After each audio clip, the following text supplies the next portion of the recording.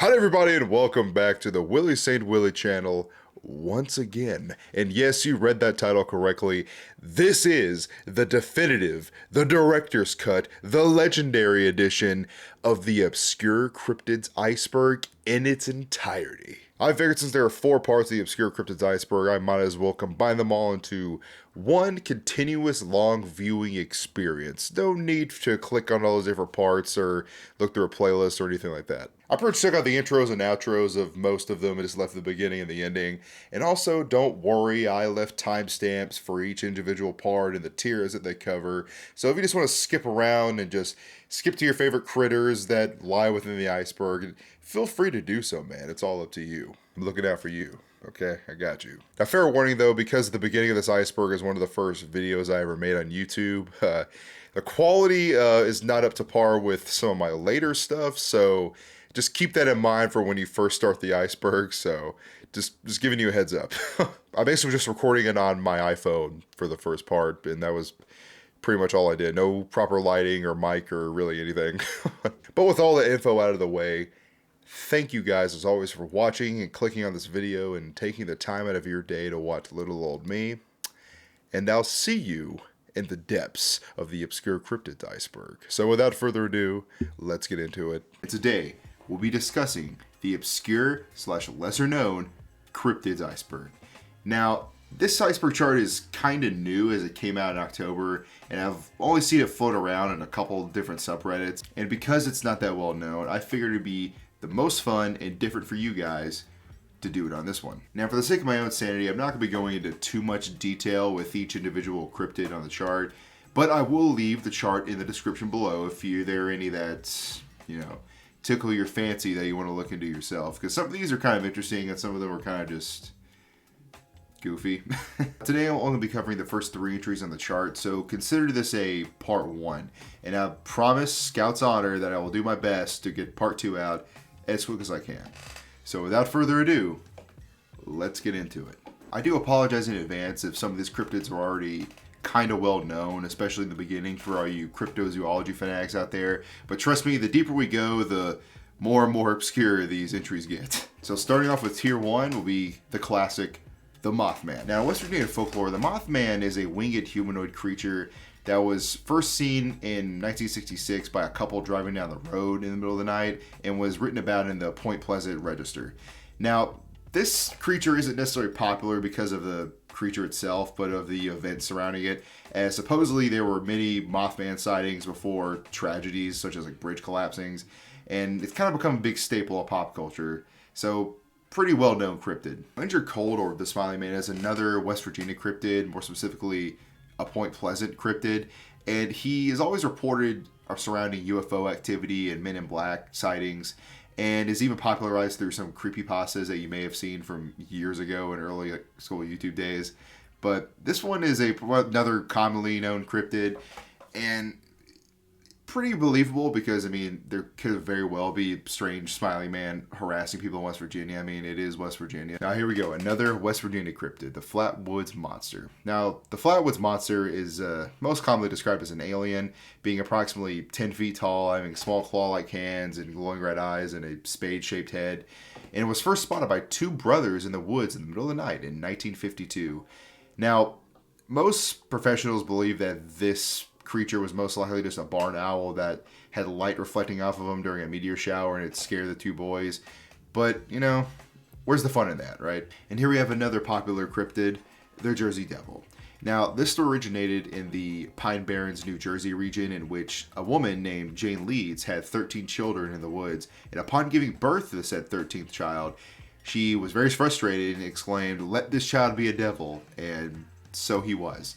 And he came out as a strange, hoven, goat-headed, winged creature that terrorized people who dare enter the Pine Barrens. And this is more like a folk's tale or urban legend, and I like this one because it's, gives you that old Americana colonial vibe. Next on the list, we have the Fresno Nightcrawlers. Now, there's only 3 reported sightings of the Fresno Nightcrawlers, one in Fresno, California, and another in Yosemite National Park, and the third being in Poland, of all places. But this one is most likely a hoax, at least in my opinion, because the creatures kind of look more like lollipop ghosts you would see hanging in people's backyard during Halloween, and it can be easily staged, but the video is kind of eerie when you watch it now, but it's most likely a hoax. Raymond Theodore Robinson, otherwise known as the Glowing Green Man, or Charlie No Face, is actually a real person, and he was horribly disfigured as a child and would take frequent walks down the roads in western Pennsylvania, and stories kind of spread about him as people would be obviously scared when they would first come upon him, but he was actually a very nice guy and would try to make the best of a situation despite being disfigured for most of his life. And this one, kind of a sad story if you look more into it, but it's also kind of inspiring too, as the man was able to have a very peaceful life for the most part despite being disfigured. And yeah, honestly, this is my favorite entry so far.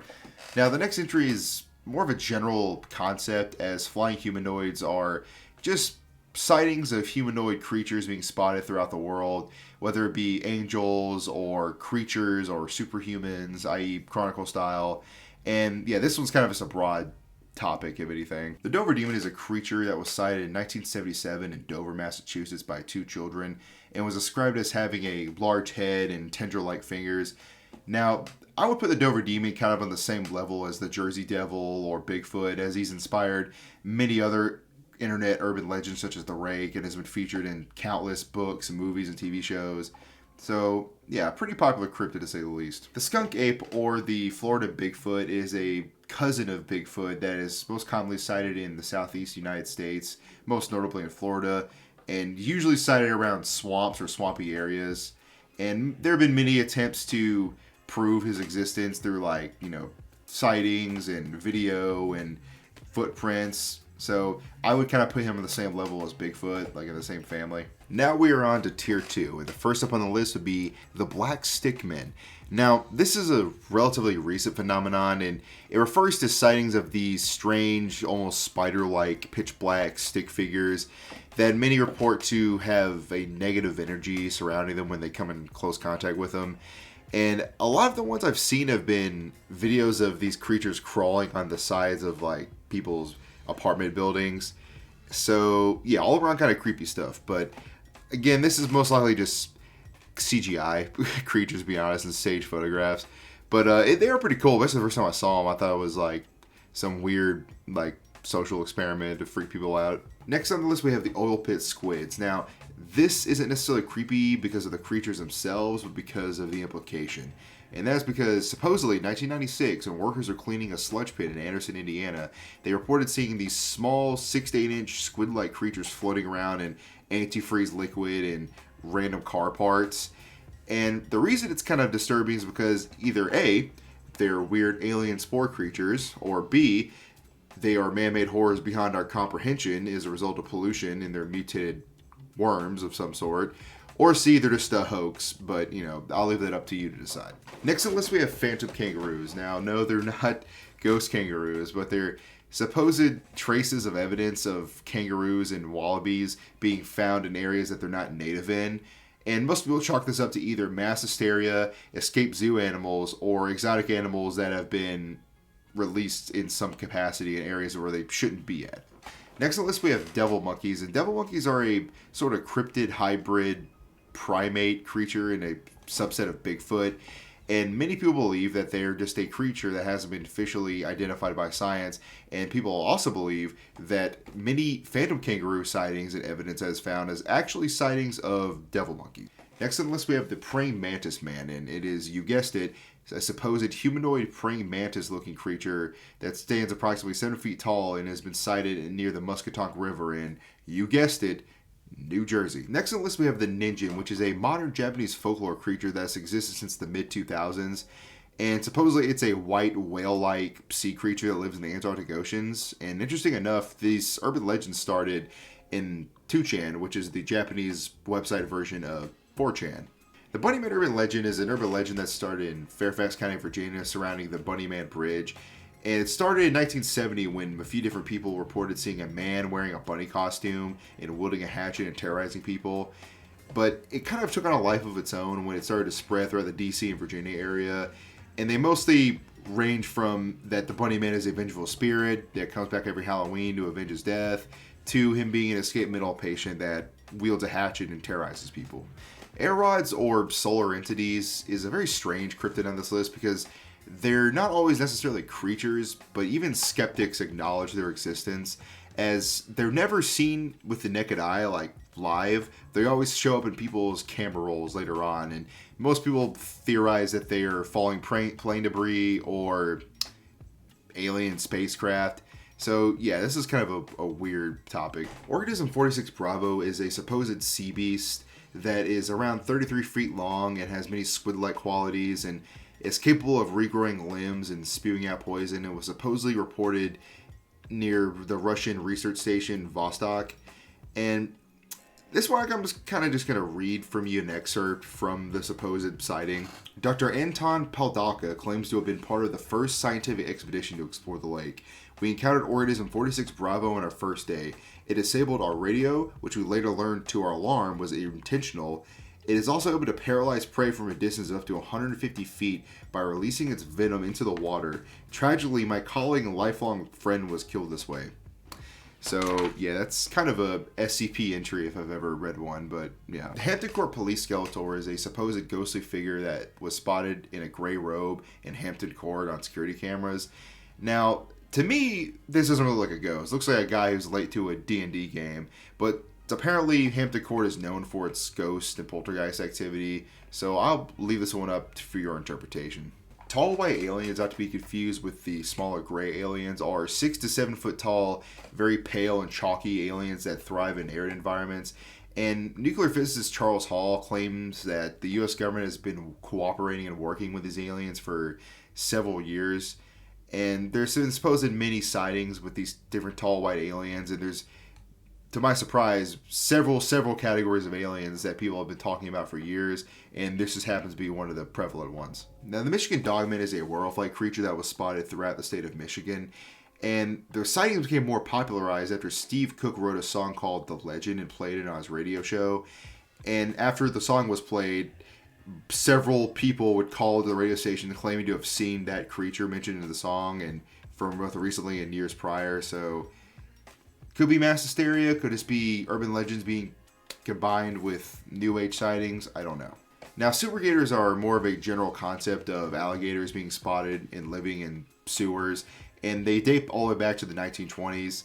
And the funnier ones to me are the ones that involve like really elaborate stories of like maybe an albino gator or someone having a pet gator as a baby that they flushed down the toilet. But yeah, this is a very common story, especially in cities like New York where they've been going around for decades. So yeah, this is kind of a funny one. Now, this one I'm not really sure why it's even on the list. It's supposedly a picture I found on Reddit that was from 1972 of the Grand Canyon, and it just shows a dude near the cliff and a unidentified man in the background that looks taller than him. I don't know the story behind it. Maybe you guys can enlighten me on this, but I don't know why this is even on the list, to be honest. Now, the Cooper family photograph is another photograph entry in the iceberg, but I definitely remember seeing this as a creepypasta back in the early 2010s. But most people theorize that it's a hoax. But the story goes that a family moved in, and on the first day, they took a family photo. And when the photos were developed, they saw this body falling through the ceiling that didn't happen while they were taking the picture. And yeah, this one is most likely a hoax. I mean, it can probably be photoshopped and recreated, but I don't know too much beyond that. Now, the Minocal, or the Minocal, I don't know how to pronounce that, hopefully I did it right, is a Brazilian folklore creature that is usually described as a very large fish or a very large worm creature.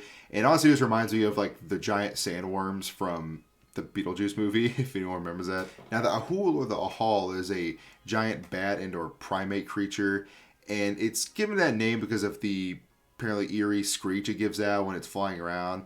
And it's spotted in the jungles of Java and all throughout Indonesia, and it's kind of a, Indonesian folklore creature.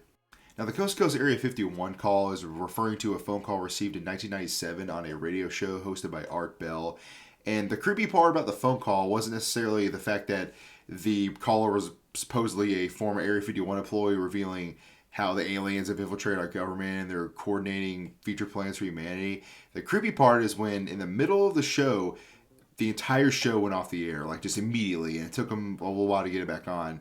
Now, no one really knows for sure who the actual caller was to this day, but the most commonly accepted theory that it was comic book artist Brian Glass, as he's claimed many times that yes, he was indeed the one who called, but his recreation was a little iffy, to say the least, and many other people have claimed to be the caller, so this one's kind of like an unsolved mystery. And finally for this video, we're on to tier 3, and this is where things get a little bit more wacky.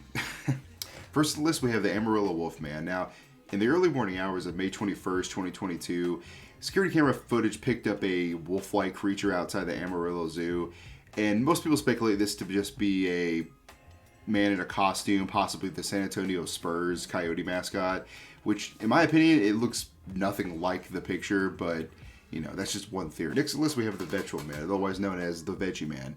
And this creature was spotted in 1968 by a hunter named Jennings Frederick. And according to his story, the creature grabbed him, came face to face with him, and drained some of his blood, oddly enough, and then flew away in a spaceship. And this creature was spotted in, you guessed it, West Virginia. The Loveland Frogman, otherwise known as the most normal resident in Ohio, has been spotted numerous times throughout the 1970s and even into the modern day in 2016, and it's become somewhat of a popular Ohio folklore, but pretty much every account is basically the same. He's a around 4 foot tall humanoid frog-like creature, and most people chalk this up to being a iguana that's missing its tail. But you know, I kind of like this one because this guy just looks, he's just vibing, man. This frog is just in his own lane, master of his domain, and just minding his own business. The Slide Rock Bolter was a monstrous whale-like creature that was reported by lumberjacks in the 19th and 20th century. And it's essentially a large creature that lives in the Colorado mountains and attaches itself at the top of mountains at an angle, and when prey walks by, like people or animals, it lets go and slides down, kind of like the Alaskan bullworm and SpongeBob, and just eats them. And this one kind of became of a Colorado folktale, and yeah, it's basically just a giant worm whale creature that eats people. This next one, I'm just going to show you the video and let you see it for yourself for this next one.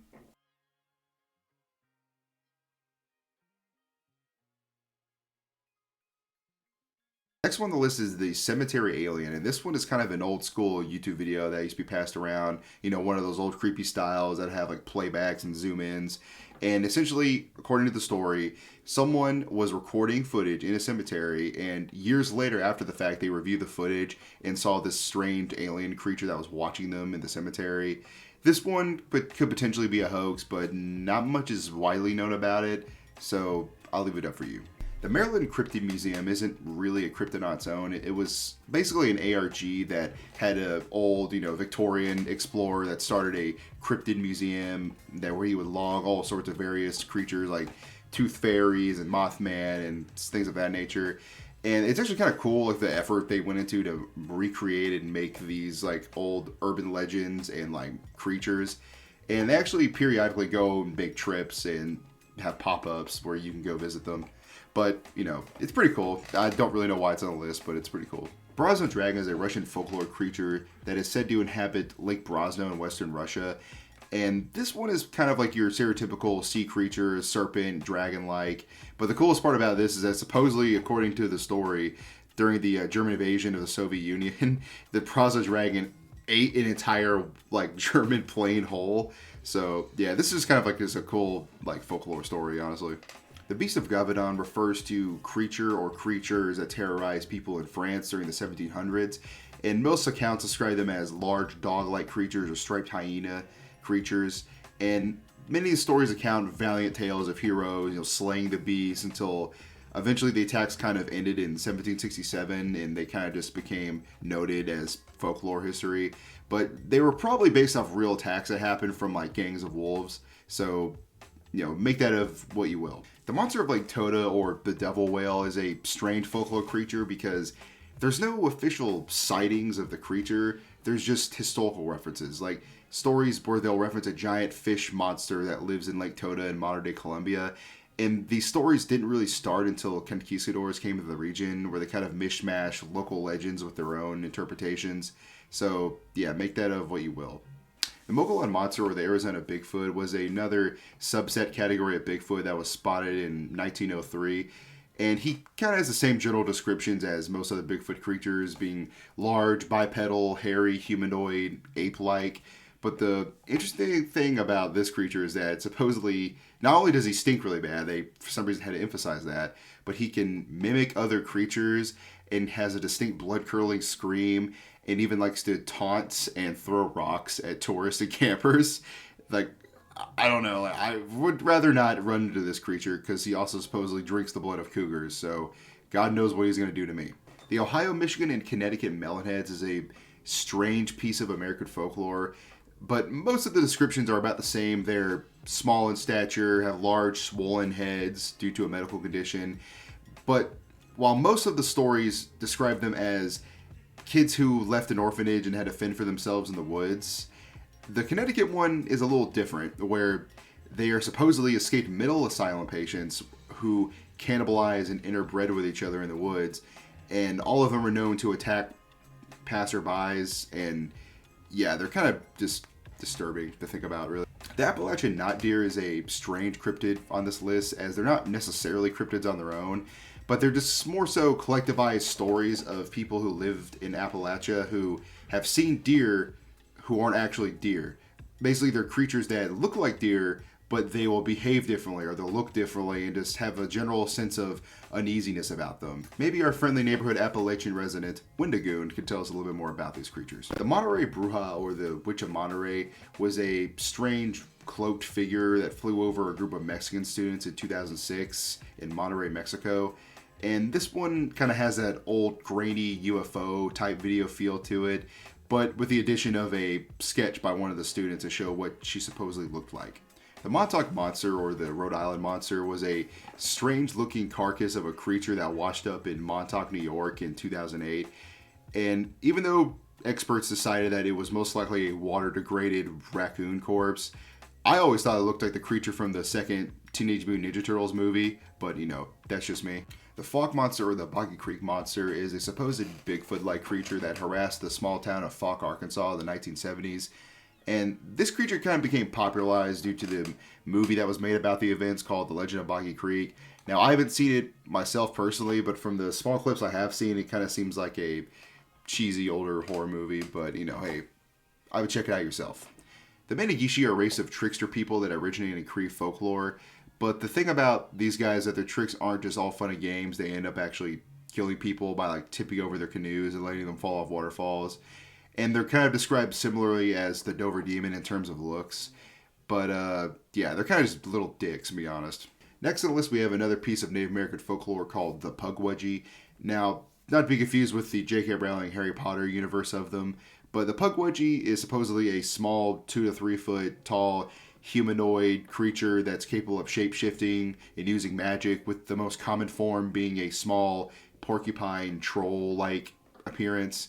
And they used to be friendly to humans, but now they're best to just be avoided altogether. So yeah, watch out. Next on the list, we have the Fallen Angel from the 2006 YouTube video. And this video has been confirmed to be a hoax. The YouTuber Goose Boost does a pretty good breakdown of the topic. So I'm not really sure why this is on the list, because it's kind of a widely known hoax at this point.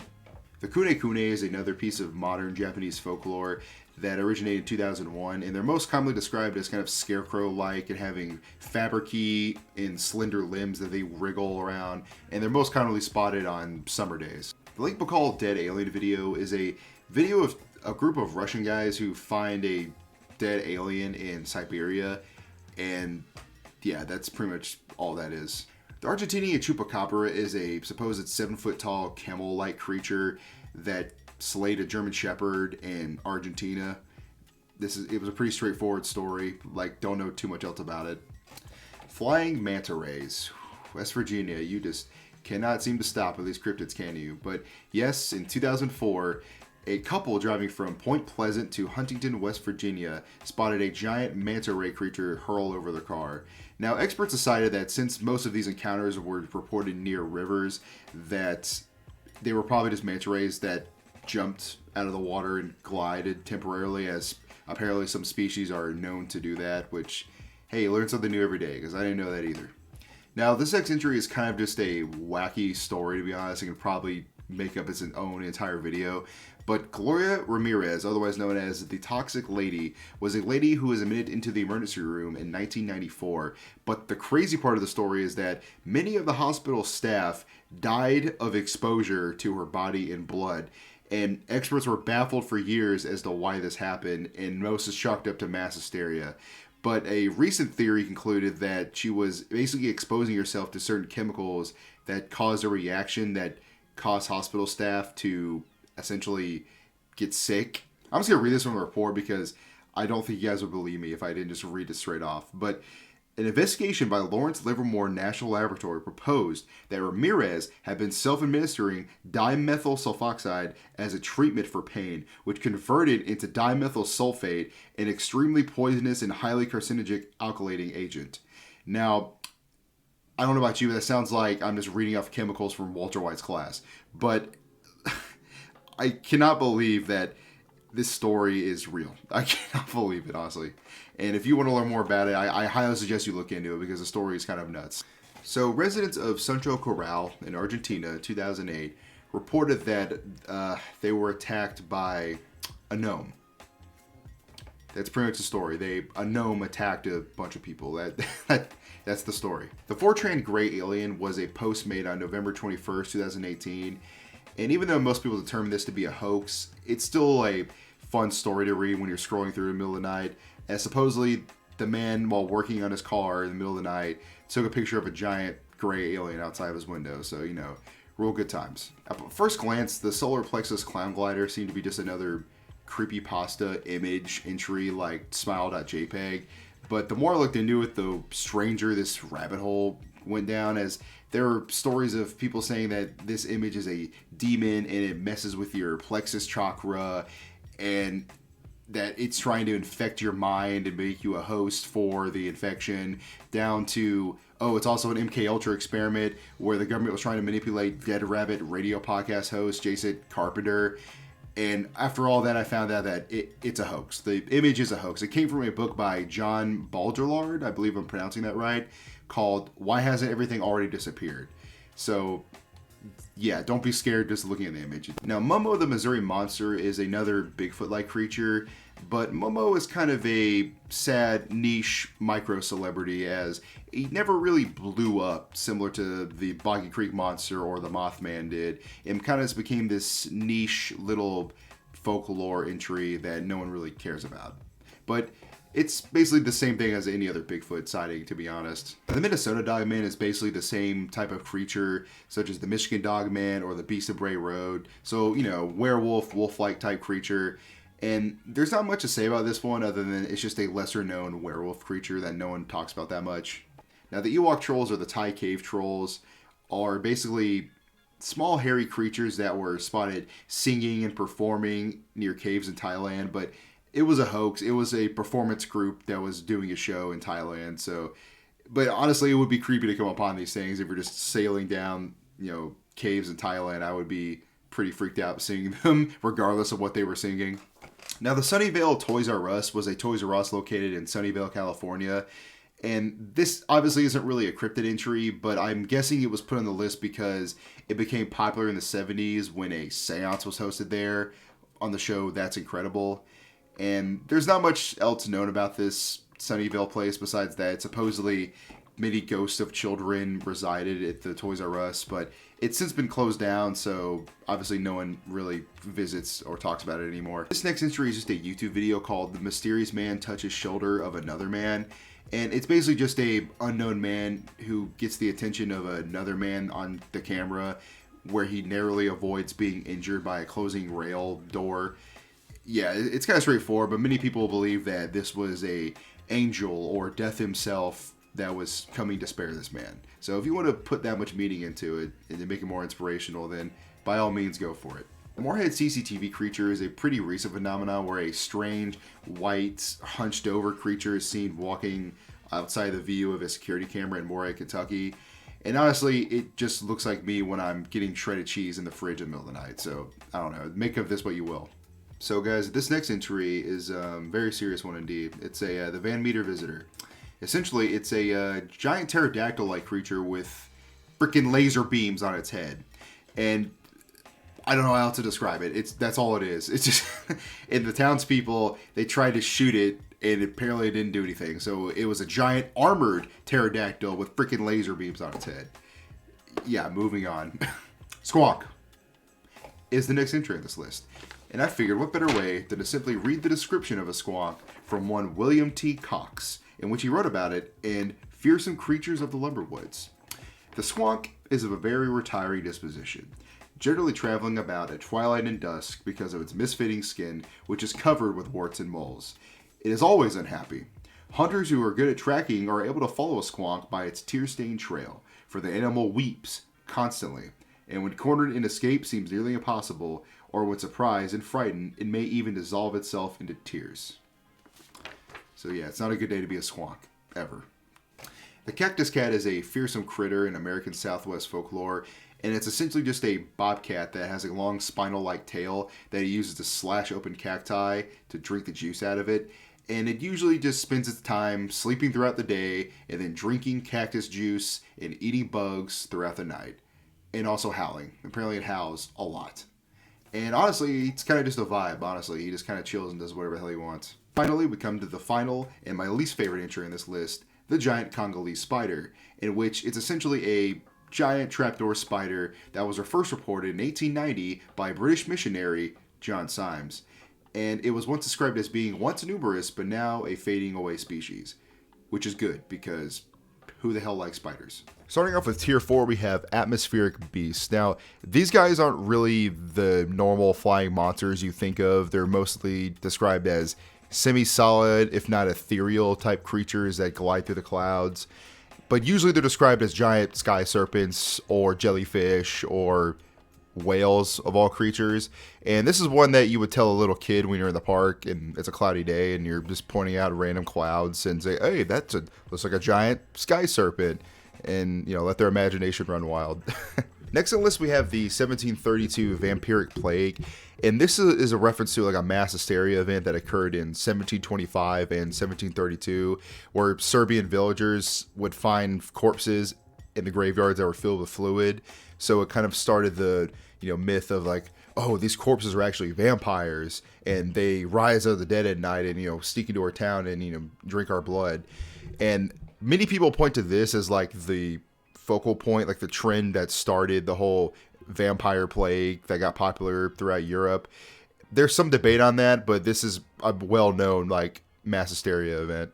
The next entry is the Sail Rock Kraken, and it's just a Google Earth image of Sail Rock in mainland Antarctica that many people say is actually not a rock, but it's actually a photo of a giant squid or the Kraken. So yeah, this one's kind of just, if you want to think it's a giant squid, that's cool, but I highly doubt it.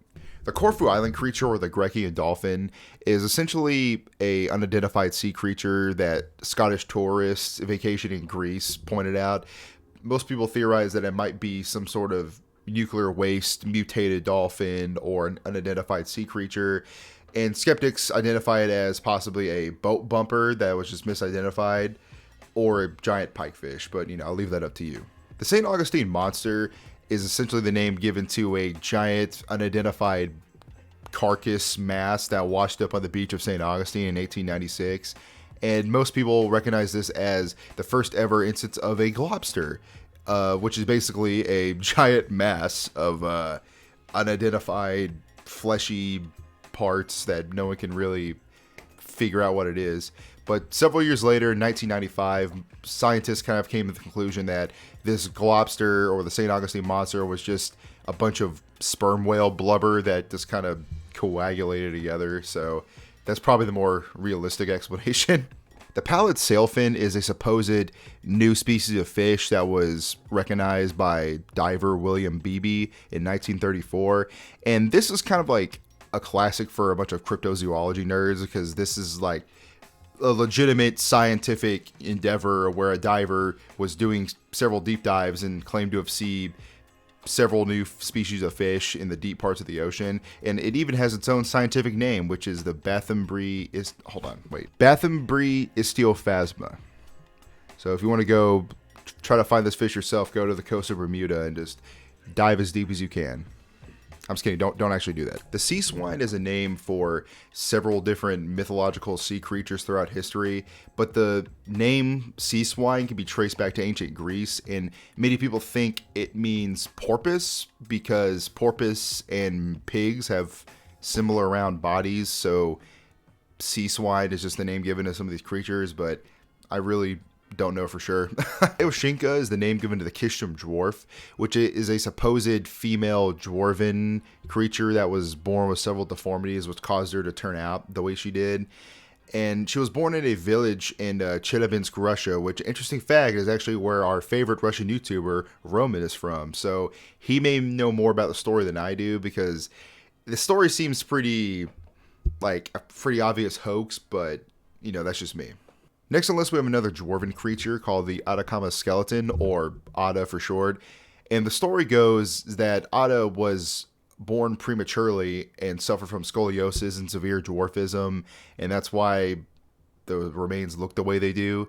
But many researchers have debated on whether or not this is actually a real skeletal remains. Some say yes, some say it's not. But interesting fact, this, like, the remains are still around. Like, people own these remains, and I think the current owner is Ramon Navia Osorio. I think I'm pronouncing that right. Who's a Spanish businessman. So hit him up if you want to see it, I guess. So this next entry actually hits close to home, as the Martian monkey was actually a hoax in 1953 in Atlanta, Georgia, and it was a widely known hoax because basically they tried to use the remains of a monkey and say that it was an alien that came from Mars. And when Dr. Marion Hines examined the body and identified that the creature was in fact just a monkey, he said that if it came from Mars, they have monkeys on Mars. So yeah, pretty well-known hoax. The mowing devil, or strange news out of Hertfordshire, is commonly cited to be the first known case of crop circles, because in 1678, the story goes that a Hertfordshire man didn't want to pay a laborer the price to cut his yard and said, I would rather the devil himself do it. And then lo and behold, the next morning when he woke up, his lawn was perfectly mowed in a way that no mortal man could have done.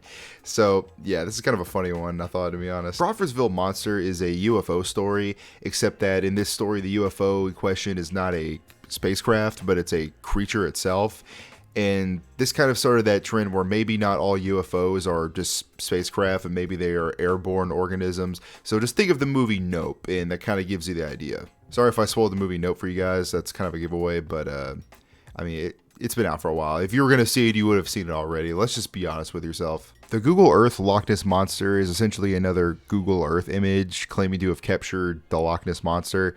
And if you want to look at it for yourself, I guess I'll just give you the coordinates. Hold on, let me see here. Latitude is 57, 12, 52, decimal 13 north, and longitude 4, 34, 14, decimal 16 west. So yeah, have fun looking at that. So for this next one, I could have swore I've already covered this before on the iceberg, but Nordic aliens, which I think are just the same thing as the tall white aliens, but kind of the same description. They're tall, pale-skinned aliens with quote-unquote like Aryan features, and some people theorize that this is where Aryans came from. They're mated with aliens, and then also they're also working with the governments even to this day, and big conspiracy theory stuff. But yeah, again, I'm pretty sure I've already covered this on the iceberg. The Panama creature is similar to the Montauk monster, and the story goes that in Cerro Azul, Panama, a group of teenagers reportedly killed this unidentified creature, but scientists later claimed that it was a brown-throated sloth that just died and washed up on shore. But this one could be up for your interpretation, but I think it was probably just another hoax. Public Monster, or the Goat Man, is a pretty popular internet cryptid, but supposedly the legend goes that in Louisville, Kentucky, a part man, part goat, part sheep creature lives beneath this railroad trestle bridge and tries to lure people to walk onto the tracks by either like voice mimicry, or he'll just throw them on the track himself. And there's also stories that apparently he also has a hatchet that he attacks people with and jumps on people's cars. So yeah, if you feel brave enough, you know, go visit that bridge. But if If you do, take someone with you because I don't want you getting hit by a train. Black Shuck or Old Shuck is a spiritual black dog apparition that is most commonly associated to be an omen of death, but in some stories can be a companion or can be very friendly. But this is just a old British folklore coming out of the British Isles, and I love old British and Celtic like folklore, like just because no one really talks about them that much, and I think a lot of them are kind of cool.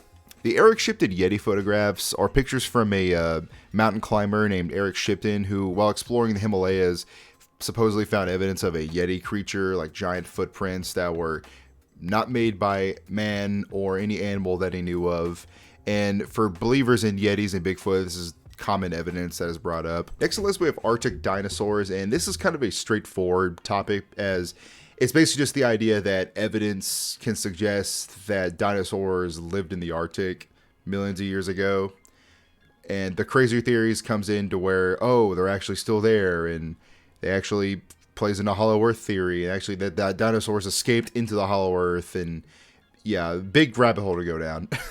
The Beast of Ray Road, or the Wisconsin werewolf, is another werewolf creature that is kind of lesser well known, but also well known in like the people who are into werewolves and stuff. But it basically, in a rural community of Elkhorn in Wisconsin, there's supposedly a humanoid wolf creature that stalks and eats sheep and sometimes attacks people who travel by themselves on the road. So yeah, common Wisconsin folklore. The Urauli, or the hairy men, is actually a piece of Alaskan folklore, and supposedly that these hairy creatures are 10 feet tall and have luminescent eyes and have a very high-pitched screech, so kind of Bigfoot-esque in nature. But the weird part of the folklore is that supposedly these creatures are actually children who were transformed into these creatures after being lost in the woods at night. I guess as a way to prevent kids in Alaska from just sneaking out and going into the woods by themselves. But which, I mean, I don't know why you do that anyway, because the woods are spooky enough. You don't need to tell me I'm going to turn into a Bigfoot to not give me to go out there by myself. Next entry on the list, we have Yggdrasil, which is the world tree. And to be honest, I'm not sure why it's on the list, but long story short, in Norse mythology, the world tree essentially connects all of the 9 realms, like including Asgard and Midgard and Earth, and everything is just connected to the world tree in some way. And I guess it's on here is because multiple mythologies and spiritualists even today kind of play into the world tree and its deeper meaning, so I guess that's why it's on here. The death-dealing tree of the Philippines. Now, this is I guess a piece of Filipino folklore, but essentially a planter from Mississippi was exploring the Philippines, and while him and his guide were walking around in the forest, they had discovered a strange tree that had a foul odor and human skull lying near it. But as they were investigating, the guide grabbed him and pulled him back and pointed out that there was a branch from the tree that was like reaching for the planter to, I guess, try to eat him. So yeah, basically man-eating tree. So the opposite of the giving tree. That's basically what this cryptid is. The Lugaru is one of many Haitian folklore creatures and stories, but essentially the Lugaru is a voodoo user who can turn himself into a werewolf. So yeah, just another creepy cryptid coming out of Haiti, because they have no short supply of all of their, voodoo stories and cryptids. The LA Jetpack Man was supposedly a man using a jetpack that was sighted in the Los Angeles skies multiple times in 2020 and 2021.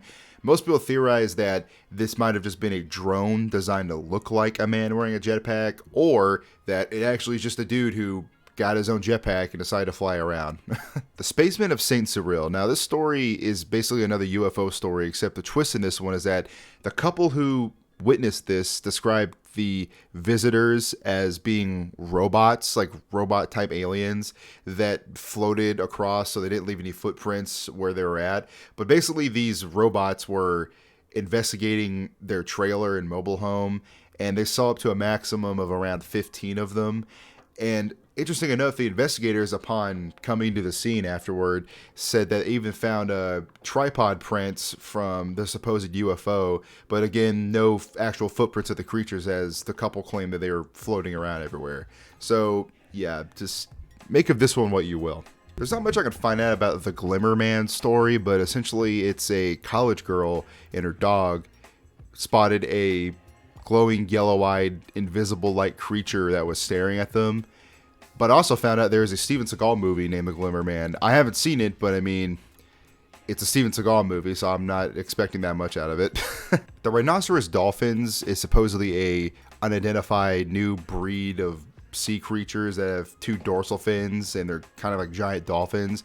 But they were discovered off the coast of Sandwich Islands in New South Wales by French people, Jean-Ray Croix and Joseph Garmad. Okay, these French names are killing me, but yeah, these animals are never proven to exist. There's not much evidence to suggest that they do, but most people came to the conclusion that they might have misidentified an already existing creature, but who really knows? The Sandown Cloud is a strange creature that was identified by 2 children in the UK in 1973, and supposedly this creature is a cross between a clown and a robot and an alien, and the children described talking to it for about half an hour and how it was so friendly and nice to them, and then when they went to go get their parents to meet the creature was just gone. And yeah, was this just the imagination of a child, or did they just meet a dude in a costume, or was it an alien? I guess we'll never know. Tronco was the name given to a globster creature, or a mass, amount of flesh that washed up on shore in South Africa in 1924.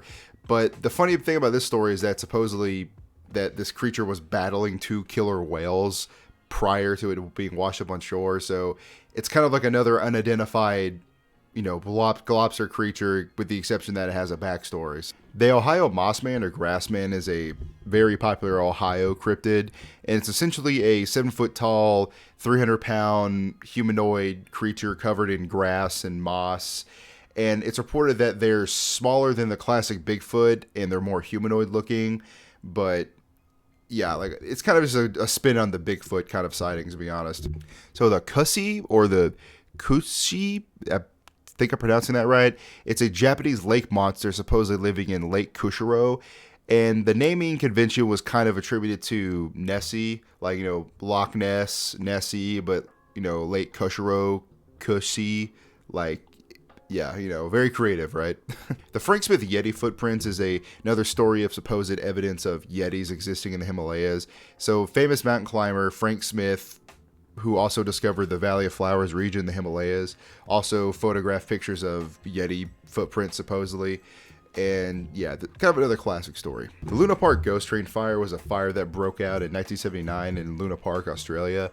Even though the fire was ruled as just having low water pressure and understaffing of the park and just lack of coverage by the sprinkler system, the creepy part of the story is that after the event had occurred, the Godson family was looking through their photographs, and they found that there was a man that supposedly worked at the park that was dressed in his supposed Moloch costume, which, if you don't know who Moloch is, it's an ancient Mesopotamian god that had children sacrificed to him. But in my personal opinion, I don't think the person in the picture was dressed as Moloch. It looks like just a generic kind of like makeshift cow costume. So it really could be anything, but I guess I'll leave it up for your interpretation. Ring camera fairies are essentially just the phenomenon of capturing ethereal or light fairy looking creatures in people's Ring doorbell cameras. And yeah, there's not much I can say about that. It's kind of the same vein as people who claim to see orbs with their ghost sightings. So yeah. Now we're moving on to tier 5. And starting off, we have the Xerxes Reservoir Monster. It's in Polish, so I apologize if I butchered the pronunciation. But this is basically a Polish equivalent to the Loch Ness Monster, and was invented by a Polish journalist named, hold on, Wojciech Mazurkiewicz. Wait, Wojciech Mazurkiewicz. Apologize to any Polish people who are watching this, but yeah. Next up, we have the Candleman, and the Candleman was supposed to be a fictional, like, creature slash item that was kept in the Museum of Weird in the Haunted Mansion. It ended up not really being created, but there are like concept art and concepts of what he would have looked like. So yeah, kind of just a fictional character. Next we have the Nagakatsura Cthulhu, and this is another Google Earth image, and as the name entails, in Nagakatsura, Japan, there's a image of this strange looking Cthulhu like sea creature. And I mean, with all the Google Earth images on this tier list, I would assume that there's probably a lot of creatures we haven't identified yet maybe on here, or maybe just hoaxes. I really don't know. Next we have the Big Rayman of Big Macdul, or in Scottish Gaelic it is Amphirliath Moor. So, this creature is a humanoid giant gray man that's said to inhabit the passes of Ben Machtu in Scotland. Hopefully, I don't butcher any of these languages I've been coming across, but I'm trying my best here, okay, guys? Just cut me some slack. I couldn't find too much information on the big gray man, but from what I've seen, it's kind of like a Bigfoot-esque type sightings where it just kind of appears in folklore or random people reported seeing the big gray man, but yeah, like this is another just classic folklore creature. Next we have the Mono Grande, which is the large monkey, and this is basically just reports in South America of monkeys that are larger than they normally are, and there's actually not very little information or press reporting about this, so I guess if you see a giant monkey, then you spotted yourself a cryptid. There you go. Next we have the Honey Island Swamp Monster, or the Cajun Sasquatch, and this is basically just a Louisiana version of the Sasquatch stories we all know and love.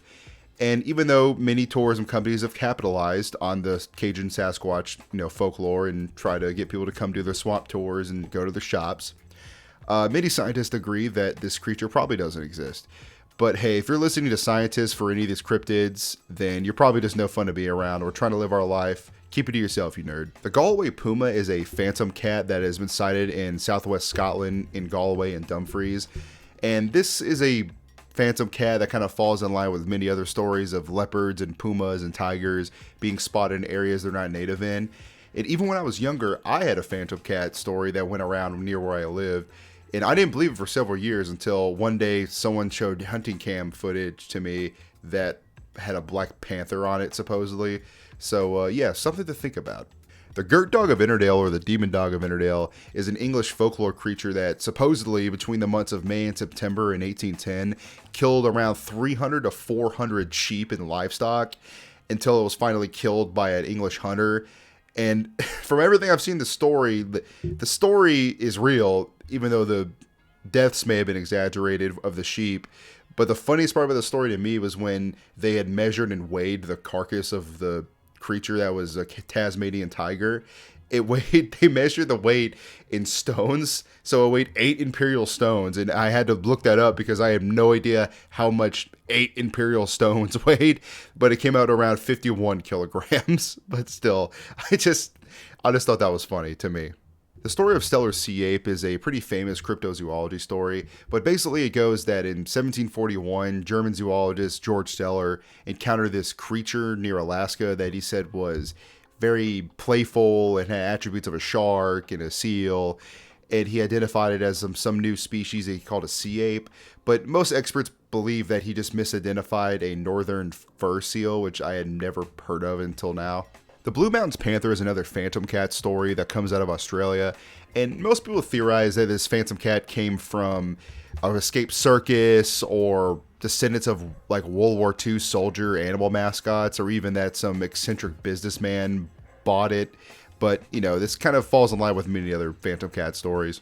Next we have the Stratford lion, and basically this is a legendary medieval antlered lion creature that actually inspired a royal family's crest, the Stratford family, and it was used as kind of like their coat of arms. You might have seen it in like Renaissance festivals or any other medieval works. So yeah, this one's pretty cool. Next we have the Beast of Bodmin Moor, and this is basically another phantom cat, British folklore creature, and most scientists agree that leopards and panthers most likely can't survive in the Cornwall, England area, but that doesn't stop the stories of livestock being attacked by leopards and other panthers and big cats. Next on the list we have a mythological being known as Semargel, or Sem and Regal depending on your interpretation, but it's essentially just an East Slavic god or gods that many people know it takes inspiration from the Iranian deity Semerge, but depending on your interpretation it's either just one single deity or it's two, so whatever you want to believe. Next we have the Nandi bear, which is actually an East African folklore creature said to inhabit western Kenya, and essentially it's just a giant large bear-like creature. And yeah, this one's kind of unique because we don't get too many African folklore creatures on tier lists like this, because I guess many people don't bother to talk about like African myths and creatures that much, which I don't know why, because there's plenty of them. Now for the Filiberto Capone alien encounters, I could go on the long tangent of the entire story and records of the accounts, but basically most people chalk this up as the Italian military police created several hoaxes of alien encounters, And at first I thought that was weird to just assume that, but apparently they've done it before, according to people living in Italy, that the Italian military police has done hoaxes like this in the past. So yeah, I guess it's whatever you choose to believe, but I would look into this yourself. Next, we have another grass or moss covered creature named the Florida Moss Man. And apparently, this creature was first spotted in 1978. And there's even accounts that this ties into a Native American curse. But most people just assume this to be a guy in a ghillie suit. And before you ask, why is a guy walking around in a ghillie suit terrorizing people? It's Florida. So I don't really need to say more. Now, this next one, many people have deemed as be a hoax, but the mysterious creature filmed in the Portuguese desert is said to be a cross between like a chupacabra and Bigfoot type creature. There's not much really to go on other than that people think it might be some sort of alien or unidentified creature, but yeah, there's not too much I can talk about with this one. The Adam Dazapai, I hope I pronounced that right, is an Asian folklore creature said to inhabit the mountains in Tajikistan and even the Uighur regions in China, and is supposedly and also a subcategory of another hairy humanoid creature known as the Alma. So yeah, this is kind of just like an Asian Bigfoot type stories, to be honest. The Barman are a supposed humanoid race native to India, and this one is just kind of goofy because like it's just, they're basically just humanoid creatures with backwards feet. That's kind of all they are. But the depictions is what kind of made me laugh, is because they're literally just like a random dude you'd see walking down the 7-Eleven at night, but it's like a dude with backwards feet. So yeah. The Aberdeen Wildman is a detailed account written by Frank Bennett in his book An Encounter with the Aberdeen Wildman. And basically, Frank was walking by himself in the 1980s in Baltimore, and he encountered this ape-like humanoid creature with bulging eyes. And when he tried to get close to it, it freaked out and just jumped up in the air and got away. And he also described that it wore a clean white dress shirt and blue slacks. So I guess Bigfoot decided to step up his drip game and got a suit. I don't know. The Abnayu is basically a Russian Bigfoot and is said to be part of the same species as the Alma, like the hairy humanoids I mentioned earlier. And all the accounts of this kind of just play into the kind of similar accounts you've seen all hairy humanoid Bigfoot-like creatures. But I guess Russia just wanted to have its own, so. This next entry is probably the most interesting in the whole iceberg, in my humble opinion, but Napoleon's Little Red Man of Destiny is basically a small humanoid man who would dress in all red, who would appear to Napoleon Bonaparte multiple times throughout his military career and his reign as emperor. And basically he would tell him prophecies about his military victories or even his forced abdication to the throne. And Napoleon in his later years kind of stopped listening to Little Red Man and eventually resulted in his downfall. But I mean, apparently Napoleon had a habit of interpreting his dreams and listening to ghost stories and was into supernatural aspects. But on the other hand, he was also very anti-theology and would just use religion as a tool for his own gain. So yeah, some of the stories kind of conflict in what I assumed Napoleon was like. But I mean, you know, I'm kind of a history nerd. That's kind of why this particular entry was the most interesting to me. The Toyol, or Demon Babies, is a cryptid folklore creature appearing in Southeast Asian stories, specifically in Malaysia, and they're known to be little helpers for shaman and tend to steal like artifacts and gold and shiny jewelry like for whoever their master is. So they're basically just the goblins from Clash of Clans. That's basically all you need to know. So the Dolce Bakery Nephilim is honestly kind of just a goofy entry because it's just security footage of a bakery near the pyramids of Giza in Egypt of a man who's supposedly 9 feet tall, which I mean, there are people who are just freakishly tall like that, but online conspiracy theories grabbed onto it and said it's heralds the return of ancient Mesopotamian gods, and yeah, like a really weird rabbit hole, or even like they're giants from the Bible, like living today, walking around in Egypt. But I mean, it was probably just a dude walking around who's freakishly tall, or it's just an edited video, to be honest. Like, that's all I could really say about it. The Kofu Fanged Humanoids is basically, a long story short, two 7-year-old Japanese boys in 1975 claimed to encounter these strange humanoid vampire-looking aliens. And basically, they were attracted through this orange glow from a UFO. And when they got close enough to interact with like the humanoids that were coming out of the UFO, they tried to communicate with them with these weird, strange clicking and Geiger counting noises. So kind of like, it just reminded me of the Predator, to be honest. The Michelin UFO knots are basically just multiple reported encounters of aliens that look like the Michelin Man. And with these reports, it kind of like led to the theory that maybe the Michelin Man design was inspired by aliens. So yeah, make of that what you will. So Rupert Murdoch's Reptilian Hands video is an old school YouTube video that I actually remember watching, because I used to always find like creepy and conspiracy YouTube videos like Hollow Earth and stuff like that. But basically the video just tries to show supposed proof that different figures like George H.W. Bush and David Tice and Brian Todd are actually reptilians, and oh look, they're shedding their skin and accidentally revealing their true nature. And I feel like if you watch this video and others like it, you're going to fall down the rabbit hole of just all of the old YouTube conspiracy videos like Hollow Earth, Flat Earth, or reptilians. And yeah, it's a crazy rabbit hole to go down. So I suggest like not being by yourself when you watch this, because some of the videos tried too hard to be creepy and others are just kind of cringe now that I look back on it and I'm older. It's just kind of funny to watch. This next entry is another video, but Satiro de San Francisco del Chanar, hope I didn't butcher that, is basically a video showing a supposed satyr in Argentina, even though it doesn't really look anything like it in the video. And if you don't know what a satyr is, it's basically a half man, half goat creature that appears in Greek mythology. You've probably seen it in like Hercules and in God of War. But basically they're companions of Dionysus, the Greek god, and they're known to be excessive partiers and drink all the time and engage in a lot of coitus. And even in some depictions, they're shown having perpetual, like, erections all the time. That they're shown having constant erections in some Greek mythology. It's weird like that. I'm sorry. Next, we have the Serpupard. The Serpard. We'll go with that. But basically, the Serpard is a ancient Mesopotamian creature that's kind of like a leopard with a long extended neck, and it's appeared on different Egyptian hieroglyphics and artworks. But some archaeologists believe that this actually isn't just a mythical creature, but it's actually an extinct animal that they haven't identified. But I mean, the ancient Egyptians drew a lot of things that weren't necessarily like real that we may think of, so I wouldn't go just solely based off that, but you never know. The Barmanu is basically just a humanoid ape-like creature that's native to northern Pakistan.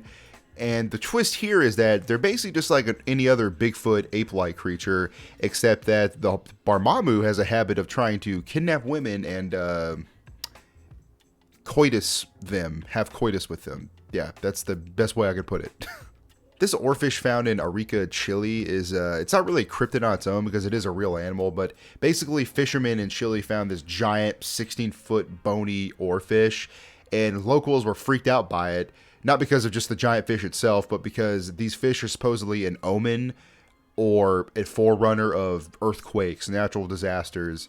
So it's more of just the superstition angle that makes this kind of a cryptid, sort of. The Soy Lookout howling is basically just howling that was captured by a couple and their grandson while they were hiking in the woods in Ontario, Canada. And I will warn you that this noise is pretty creepy, but it can naturally be explained away, but I'm just going to show you the video.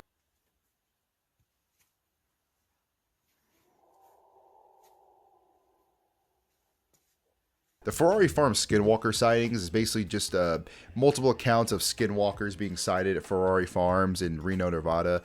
And they kind of play it up a little bit. Like, I feel like this just brings a lot of like attention to their farm that they otherwise wouldn't get. So could be hoax, could be staged. I really don't know. The Candlestick Floating Man is kind of self-explanatory. It basically was just sightings of a supposed floating man or object in Candlestick. And some people even theorize that it's possibly a train car, which I guess that's one explanation, I guess. The Casper Mountain creature is just a viral TikTok video captured in Casper Mountain, Wyoming by Isaiah_Harris_333. And it just shows a supposed creature that they encountered in Casper Mountain. Some call it the Casper Mountain Crawler. But I mean, it's just kind of a cool, creepy video you'd probably see scrolling through your For You page at night, so I like it. For this final entry in the iceberg, it's kind of a lackluster one, but the Silas Neposh Canadian Sasquatch sighting, try saying that 3 times fast, is basically just a normal run-of-the-mill Sasquatch, Bigfoot, ape-like encounter we've seen 100 times already. I was really hoping this would be like a final earth-shattering or ground-breaking one that we've never heard of, but you know, I guess you can't win them all, right? But enough of all that. Let's get into the reason you guys are here, for the bonus tier of the Obscure Cryptids Iceberg. So without further ado, let's get into it. Starting off, we have the Walleton Park Gnomes, and this event took place in 1979 in Walleton Park, where 7 children supposedly saw 30 small cars filled with, well, gnomes, and they were fully decked out in gnome attire. They had the yellow pants and blue tops and like a bubble hat, and they were apparently super gleeful and joyful and merry and just really nice guys, you know? I love gnomes. They're really sweet. So after the kiddos had this little encounter with the gnomes, they reported it to their school teacher, and the school teacher actually reported to the local press. So yeah, this story actually made the news. And funny enough, Dr. Simon Young is actually trying to find the 7 kids from back then who were like in their 40s now, and wants to interview them and investigate more into the supposed sighting. So this man is a certified gnome hunter, I guess, you know, millions worth of hats, or however the TikTok meme goes right now. Next, we have the Coffee County creature. Now, this kind of falls in the category of a Bigfoot sighting, as supposedly a bipedal ape-like creature was spotted in Coffee County, Alabama in 2020. Now, the story got kind of semi-big as the local news and even professional Bigfoot hunters came out there and spent a few nights in the woods. But yeah, it was kind of like Finding Bigfoot, this TV show, where they didn't really find anything, but still, it's the effort that counts, you know? Okay, I am gonna butcher this name, but so I gotta have my notes right here. So next we have the Lagarfjordsworm worm, or Lagarfjordsworm. I apologize for all of the Icelandic people I'm offending with this, but yeah, I'm sorry, I do my best here. I don't know what to tell you. And so in Icelandic folklore, the Lagarfjordsworm is a lake monster reported to live in, well, Lagarfjots Lake, which is a lake by the town of Igilsstihor. Sorry. Now, this folktale creature has been mentioned several times throughout history, with the first sighting being in 1345, and most recent sightings being in 2012, with a video supposedly showing him, well, swimming in the lake. And yeah, this creature has been mentioned several times in poems or stories and supposed sightings. So yeah, really cool Icelandic folklore creature. I don't really hear too much out of Iceland, so you guys keep it up. The Master Water Dragon, or the Monster of Lake Baikal, is kind of a unique cryptid, as there's not one singular description of him, but several. But the most popular ones being that it's a giant lizard-like creature, or that it's a giant sturgeon, which is my personal favorite description of him. But yeah, Lake Baikal is pretty interesting, as it's kind of known for its monster sightings, as apparently several fishermen have reported seeing weird creatures in the water. So yeah, real fun time when you're out at sea in the middle of the night. Next up, we have the Antarctic Godzilla, and this is a sea mammal type cryptid that was first spotted by a Japanese research ship in 1958 called the Soya, and the captain of the Soya called it the Antarctic Godzilla because he likened his appearance to the Godzilla in the first Godzilla movie, you know, the ones in black and white. And some cryptid experts kind of rope this guy into the same species as a Kabagon, which is a hippo-like cryptid. So yeah, pretty cool stuff. The Cadborosaurus, or Caddy as it was nicknamed, is a serpent-like aquatic cryptid that was spotted mostly in the Pacific coast in North America. And pretty much every elongated type animal under the sun has been proposed as a possible explanation. Everything from, you know, conger eels, humpback whales, elephant seals, oarfish, you name it. So no one has really been able to figure out what the creature is exactly, but most people assume it's one of these elongated creatures. Selma in Norwegian folklore is a legendary sea serpent creature that supposedly lives in Lake Seljord in, well, Seljord, Norway. And the most interesting thing about this creature is that since 1989, Selma has been the coat of arms for the town. So yeah, that's pretty cool and badass, because I mean, who wouldn't want a giant serpent creature as their coat of arms? I mean, dude, come on. All right, for this next guy, the picture of the man dressed as the creature scared me more than the actual story. But the Bukit Tima Monkey Man is supposedly a immortal, legendary primate creature that lives in the forest of Singapore. And most of the accounts come from Malaysian folklore or World War II Japanese soldiers. So, yeah, pretty freaky guy. Imagine a Bigfoot that's immortal. That's kind of what I pictured in my head reading this. The Google Earth Bigfoot is yet another Google Earth entry from this iceberg. And this is kind of straightforward, as supposedly in western Colorado with these coordinates that I'll put put on screen somewhere.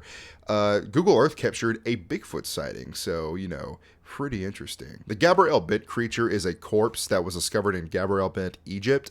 And most people say this looks like a baby xenomorph from Aliens, or as the founder of this corpse said, an orc from Lord of the Rings.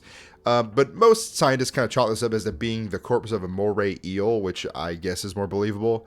So, yeah, it looks kind of gross to me. I don't really like looking at that picture. The Borneo carnivore was a new creature that was discovered on the island of Borneo, and it's slightly larger than a domesticated cat with a bushy tail. And most people assume this is just a cross between a cat and a fox, which gets kind of gross, but others assume that it might be a new species. So I don't know which one I want to believe, because either way it'd be kind of cool. So the Rene Chavillon security camera creature is a supposedly unknown creature that was spotted through security camera in Reche Canyon. And the popular explanation for this is that it's a skunk doing a handstand, which, I mean, I've never seen that, but I've seen pictures of them doing it. And the other explanation is that it's just some unknown creature that looks like Cousin It from the Addams Family, so I'm fine with either explanation, honestly. The North Carolina Candid Critter creature was a supposedly unknown creature that was caught on a Ring doorbell camera. And to me, it just looks like an owl got up close to one and the picture was taken of it. But some people suggest that it might be otherworldly, and upon hearing that explanation, it reminded me of the movie The Fourth Kind, with like the owl alien like scenes they would use. And yeah, it was really creepy as a kid. Looking at it now, it's kind of goofy, but it's creepy as a kid. So what do you want from me? So for the Washington Highway Bigfoot, I'm just going to read the tweet. So the Washington State Department of Transportation made a tweet of a supposed Bigfoot sighting, and with the caption, Sasquatch spotted. I'm not superstitious, just a little stitious. Real knee slapper there. And they also added the, if you look closely by the tree on the left, there looks to be something. So I kind of want to move to Washington now. They look like they're having fun up there. All right, this one's kind of like another goofy one in my opinion, but the Castle Rock four-legged man is a supposed four-legged man that walked by someone's Ring doorbell camera on November 26, 2020. Now, this one I think could easily be explained away as just two people walking side by side, but some people say that wasn't possible, as if they would have seen the second person. And also, the poster of the original video said that they only saw the person upon rewinding the footage, and they didn't see them like live when that was actually like going on. So that's another little weird detail. So the Ring camera alien, and wow, I just realized there's a lot of Ring doorbell camera entries on this iceberg. But basically, a homeowner saw this weird antenna hanging down with their Ring doorbell camera, and to me, I think this can easily be explained away as a insect that had its antenna hanging down, but hey, what do I know? I'm just some guy on YouTube, so. So before I talk about the Scott Waring alien encounter, I want to address the fact that Scott himself is a known conspiracy theorist and a quote-unquote UFO expert. So take everything he says with a grain of salt. But essentially, he supposedly spotted two humanoid alien creatures through his Ring doorbell camera in Texas. And the footage is kind of grainy. You can't really make out that many features. But yeah, the guy posts a lot of UFO and alien stuff, so this is pretty run-of-the-mill for him. The Ring Camera Angel. Now, the backstory of this post is that supposedly a father of three recently had his father pass away, and he believes that he captured his father's, spirit, essentially, overlooking him in the Ring doorbell camera footage, or some sort of angelic force or presence. So, yeah, I thought it was kind of cool, like the image itself, but I've seen a lot of supposed angel sighting videos and pictures throughout the years on YouTube and the internet, so this kind of just was thrown under the pile of other ones for me. The Florida Velociraptor. Let's go, man. I love all the Florida stuff. Now, supposedly a woman in Florida spotted a Velociraptor-looking creature run through her backyard on her camera footage. Now, this debate sparked a lot of controversy online with people, claiming it to be fake and whatnot. And this actually reached Fox 35 News. So that's kind of, how big the story went. It made it on the news. That's kind of like the bar for how popular something gets if it makes it on TV. Pensacola 2006 encounter. Now, funny enough, I actually remember this video, like an old school YouTube. I was like 7 or 8 when I saw this. And you're never going to guess who posted this video. Just take one wild guess. It's from a mainstream source, too. It's the History Channel. I know, yeah. They posted a video of a supposed alien in a man's bedroom in Pensacola, Florida. I mean, that's kind of nothing new with the History Channel at this point. But back then in 2006, I suppose this would have been like a weird thing for them to post. Jeff the Talking Mongoose, or the Dalby Spook, was a supposed talking mongoose that was owned by the Irving family in the Isle of Man. And most contemporary critics just chalk this up to being a hoax. You know, they use ventriloquism to make the mongoose appear as if it was talking. But they actually had a extensive news coverage for the story of showing off this talking mongoose on their Irving family farm. So yeah, this is kind of funny. It reminded me of Charlotte's Web for some reason. Like, I don't know why, it kind of just did. The Boston Lemur. Now, this story originated in 2002, a little bit north of Boston in the town of Sherborne, where on a rainy day on an old rural farm, an amateur filmmaker named Andrew Mudge noticed a small hopping lemur-like creature that he couldn't really properly identify, just gleefully running around, and when he tried to follow it, he eventually lost sight of it. Now, this lemur creature is mostly chalked up as to being an escaped zoo animal, or perhaps an unidentified breed of lemur that got loose somehow. So, yeah, if you ever see a lemur running around with a Boston Red Sox cap, well then, you know where you heard it from. It's me. You heard it from me.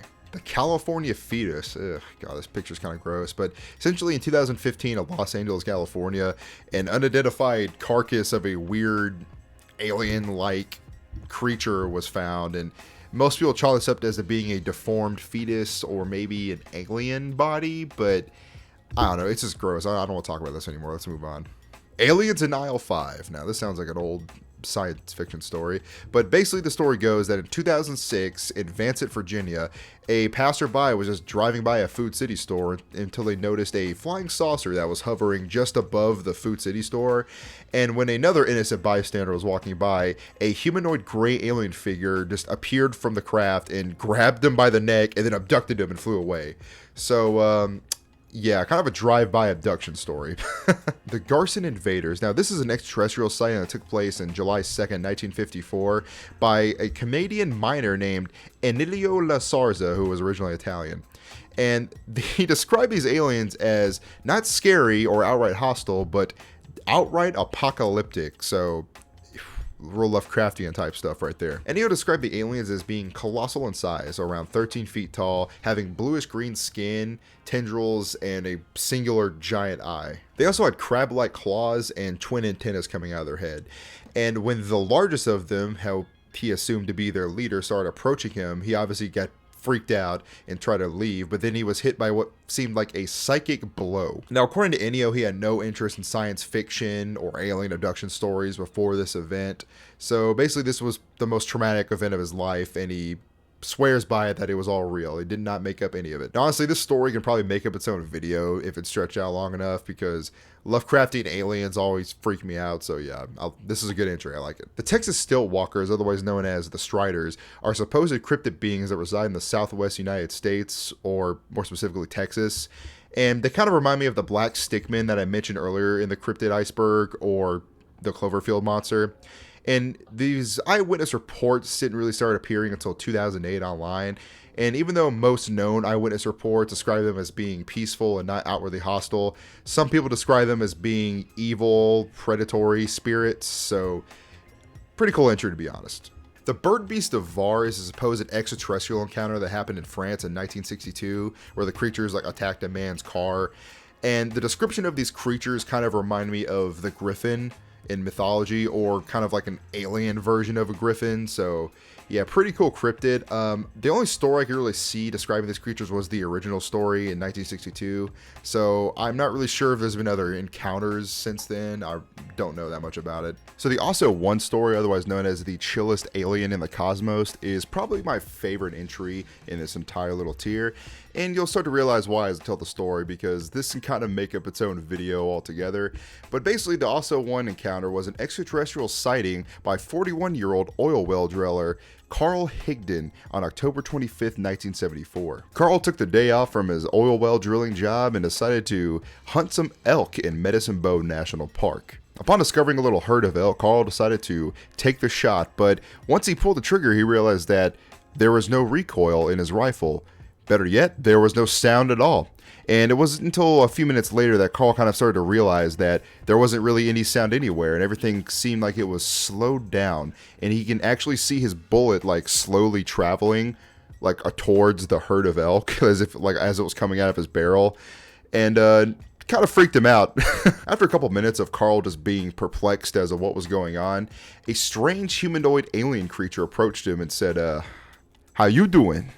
Carl, obviously not really knowing what to make of this, kind of just said, "Oh, pretty good, man." The alien, who then introduced himself as also one, asked him, "Hey man, are you hungry?" And before Carl could really answer, he just started floating this cellophane wrapped package towards him with like 4 pills inside of it. And during this interaction, Carl noticed also one spaceship that was kind of in the distance, and also noticed him noticing it. So also decided to ask, "Hey man, you want to come along?" It was at this point that Carl said time seemed to just leap forward for him, and the last thing he could remember was getting a tour of the spacecraft and also a tour of Osso's home planet. So I guess they went off into space really quickly. Carl later went on to give a full description of what Osso looked like, and he described him as around 6 feet tall, humanoid, like coarse, spiky hair, and having like no chin. He just had a straight neck, very like large teeth, like in almost no lips, so like, you know, the average British person.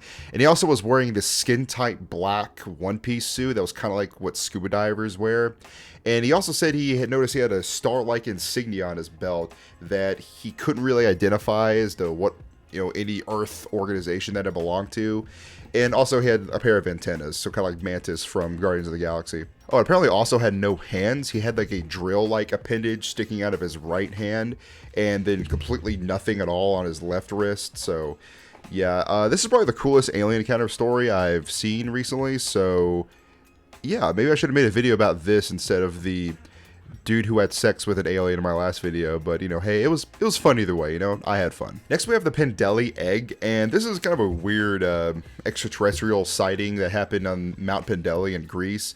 And essentially a couple in 1977 noticed there was an abandoned car while they were hiking on Mount Pendelli, and upon seeing it abandoned there for quite some time, they went on to investigate the surrounding area of it to see what the hell was going on. And they found a strange, you know, egg-shaped orb creature with 2 bulging eyes on top of it. And that was around 2 feet tall, and obviously that would scare anybody. So I guess you can classify this as a cryptid / extraterrestrial sighting. So I don't know. The Falkville Metal Man, otherwise known as the Discount Walmart Iron Man, was a extraterrestrial / cryptid sighting that happened in Falkville, Alabama in 1973. And essentially the chief of police at the time, Jeff Greenhaw, got a report of a UFO in the area, and we went on to investigate. He noticed there was a tinfoil suit wearing alien monkey child creature that was just, you know, wandering around with a real spring in its step, acting all gleefully and happily. And describing it as a monkey child robot kind of is I can't really picture how its movements were, but when Jeff tried to go and investigate it, the creature ran at speeds that was, in his own words, unlike anything he'd ever seen in a human. So yeah, pretty interesting story. The Arboreal Abomination was another extraterrestrial sighting in 1965 in Peru, and it was noticed by 2 witnesses, Antonio and Julio. And basically they were driving down a road in Peru, and they noticed there was a weird creature that stood just over 31 inches tall, and they described it as a Martian or a bush-like creature. And they described it as having one giant eye resting on the top of its head and having a multitude of smaller eyes surrounding it. So yeah, pretty creepy alien encounter. I don't know, this story was kind of funny to me when I was reading it, but the Domston Blobs was a alien abduction attempt story / extraterrestrial sighting story, and essentially near the village of Domston in Sweden, 2 people named Stig and Hans were almost abducted by these weird 3 or 4 gray, shapeless blob creatures that try to grab them and kidnap them. And after fighting for their lives for a little bit and eventually able to scare off the creatures, they were able to get away and report the story. And apparently this is one of the most celebrated UFO stories in Sweden, which I've never heard of it until now. So yeah, good stuff to know. Okay, I really don't know why this entry is on here, but this is an obvious hoax video on the YouTube channel Shrouded Hand, and it's supposedly a monkey creature that lives in someone's radiator. that's kind of it. I mean, even when I was watching this video, there's like an obvious like stock monkey sound at the end of the video, so yeah, this is a pretty obvious hoax. Stephen Kilburn's Abductors. Now, this is a typical alien abduction story. However, the unique part of this description is that the illustration of the gray alien creatures that supposedly abducted Stephen were obtained through, hypnosis therapy. So that's a cool little detail. The Connell case is another long and convoluted UFO story, so I can't speak on all the details, but essentially in September 1989 in the town of Connell, there were strange mysterious lights that would originate from a beach near the town, and when a group of teenagers went to investigate said incident, they saw these strange alien creatures emerge from these blue and crescent light shaped like spaceships, and the alien creatures proceeded to shapeshift and transform into humans essentially, but they had like Nordic features, like they're specifically Nordic looking aliens, which I was mentioning in the previous tiers of video. So yeah, interesting story. I would read it for yourself because I'm not really doing it justice just brushing over it like this, but yeah. The Kelly Hopkinsville encounter is probably one of the most well-documented cases in the UFOologist community, but essentially in 1955 in Christian County, Kentucky, a family was supposedly attacked by these weird, strange, goblin-like alien creatures that were attacking their family home, and they had to hold them off for several hours with gunfire. And even though the Air Force classified this case as a hoax, they thought that the family just misidentified, owls and meteor showers, like other natural phenomenon. But that doesn't stop this case from being talked about several times and even inspiring the movie Critters, which I didn't know. I thought it was just like a Gremlins ripoff, but no, apparently it was also inspired by a real life event. So that's pretty cool if you ask me. The Close Encounter of Cusack was a name given to a supposed extraterrestrial sighting in France in 1967. And essentially the story goes that a boy and his sister were watching cows in the field when they noticed these 4 small black creatures that were approximately 47 inches tall floating around the cows and also ascend into their spaceship. And interesting fact that this story was actually investigated by the French government. And when the reports of this case were finally released online in March 2007, the site crashed within a day because so many people were just trying to read about it when they first were posting about it. So I guess this was a popular UFO story in France, so the more you know. Finishing up this tier, we have the Ratman of Southend. Now, this is actually a bit of English folklore, and the story goes that a homeless man was trying to seek shelter from the cold in an underpass until he was discovered by a group of youngsters who proceeded to viciously beat him, as I guess youngsters in England do to homeless people. And while he was, injured and clambering around in the sewers and underpass, he was eaten by rats. So yeah, real lovely stuff. And suppose the story goes that, his spirit of the Rat Man haunts, sewers in Southend in England. So yeah, creepy stuff. This story reminded me of the VHS movie segment of Ratma, where that deformed creepy rat creature thing that, oh god, that creeped me out just looking at that. But sleep well tonight knowing I put that image in your brain. So yeah. You? Me? You think this is funny? In a cosmic sort of way, yes.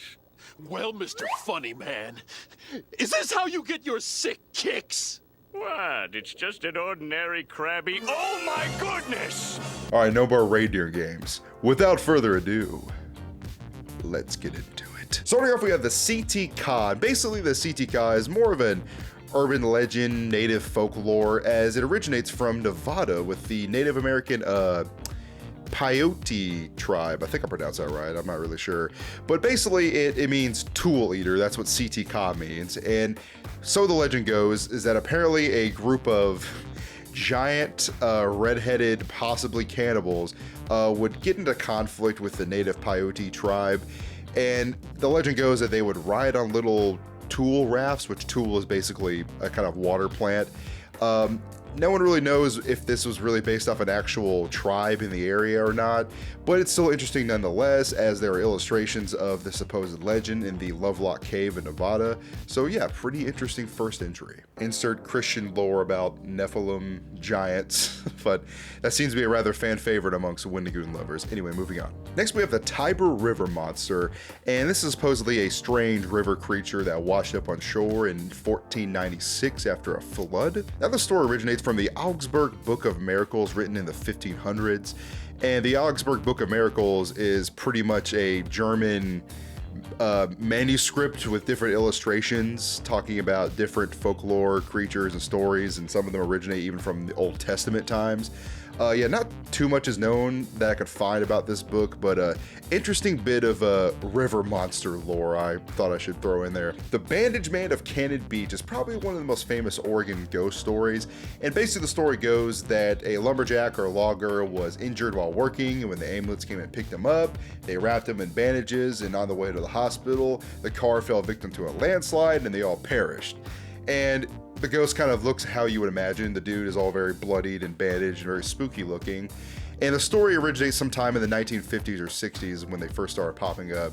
But the most funny thing I noted about this ghost was that it gave me a real campy 80s horror movie vibe, because apparently he likes to harass teenagers in parked cars, near the forests of, Cannon Beach. And, I thought it was kind of funny reading that. Sheep Squatch, otherwise known as the White Thing, is an Appalachian cryptid that was first spotted in West Virginia and multiple different counties in the mid-1990s.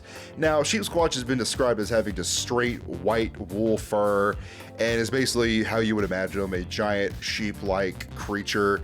And apparently he has been known to smell like sulfur, so I guess that implies he's kind of a demon. The Le Luyon, I hope I pronounced that right, or the Ghost of Malleus, is a ghost that supposedly haunts the forest of, Malleus in Switzerland, and has been described as a somewhat tall humanoid figure wearing a boiler suit and a gas mask.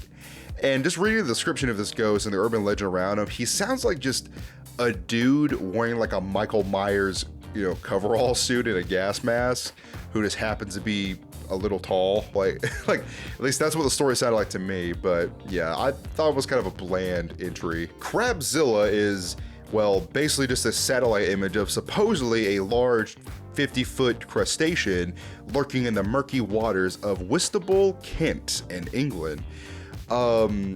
This one, I don't know how to say this. It's probably not real. I've seen many crazy satellite images like this that were passed off as a new cryptid, but still, a giant crab like in Dark Souls 3 or something would be very terrifying, so I hope this isn't real, The Alaskan White Death, or the Alaskan Tiger, is supposedly a large feline creature that inhabits the swampy areas in Paxton, Alaska, and supposedly it likes to hunt humans, and after every human it kills, a new stripe appears on its back. So yeah, this sounds like a legendary animal I would hunt in like Red Dead 2, but yeah, very freaky nonetheless. The Black Flash, or the Provincetown Phantom, or the Devil of the Dunes, was a creature that harassed many different people and children in Provincetown, Massachusetts in 1939. And by the description of this creature, it sounds like someone was describing basically the Flash from DC, but like as a large, gangly creature, almost like an evil Flash. But yeah, this story reminded me of the Spring Heel Jack, England urban legend, and yeah, I thought it was pretty cool reading it, but it sounds kind of goofy. Like the description I read of it just kind of sounded like a child wrote it, but then again, apparently most of the witnesses of this creature were children, as it would harass them and jump at them and laugh maniacally. So yeah, just a silly little guy, a real goofy goober. The Derrida Roadkill was a strange carcass that was found by a woman named Barbara Mullins in Louisiana on Highway 12, and the carcass was described as a large, fully grown Saint Bernard, like in terms of size, and it was covered in brown fur and apparently very simian in appearance, so like an ape or like a Bigfoot. Yeah, there's not really too much to describe this entry, as it's pretty much was just a carcass that was found, and could have been a deformed dog, could have been anything, or I don't know. I've seen a few different news stories about this, finding weird bodies like this. So anyway, moving on. The Airborne Frogman, or the Coney Island Monster, is a rather goofy cryptid that was described in the summer of 1880 in New York City, on Coney Island. And let me just read the description of this cryptid. So people describe this creature as flying like 1,000 feet above the water, and they described him as having a man's body attached to bat's wings and improved frog legs. The creature was said to wear a cruel expression. I don't know what was in the water that summer in Coney Island, but that sounds like your average New York resident, you know? Sorry, nothing beats the Loveland Frogman in my mind, okay? This airborne frogman is an imposter, all right? The Devil's Hole tumor seal was a crazy story from a caller who called into the Coast to Coast AM radio station, which if you don't recognize that name, you might recognize it for the Area 51 call that it was famous for. But yeah, so apparently this radio station has a lot of crazy callers. Anyway, the story goes that a man named Mel Waters discovered a giant hole on his property that he nicknamed the Devil's Hole. And basically it was a giant bottomless pit that had strange vibrations and sounds coming from it.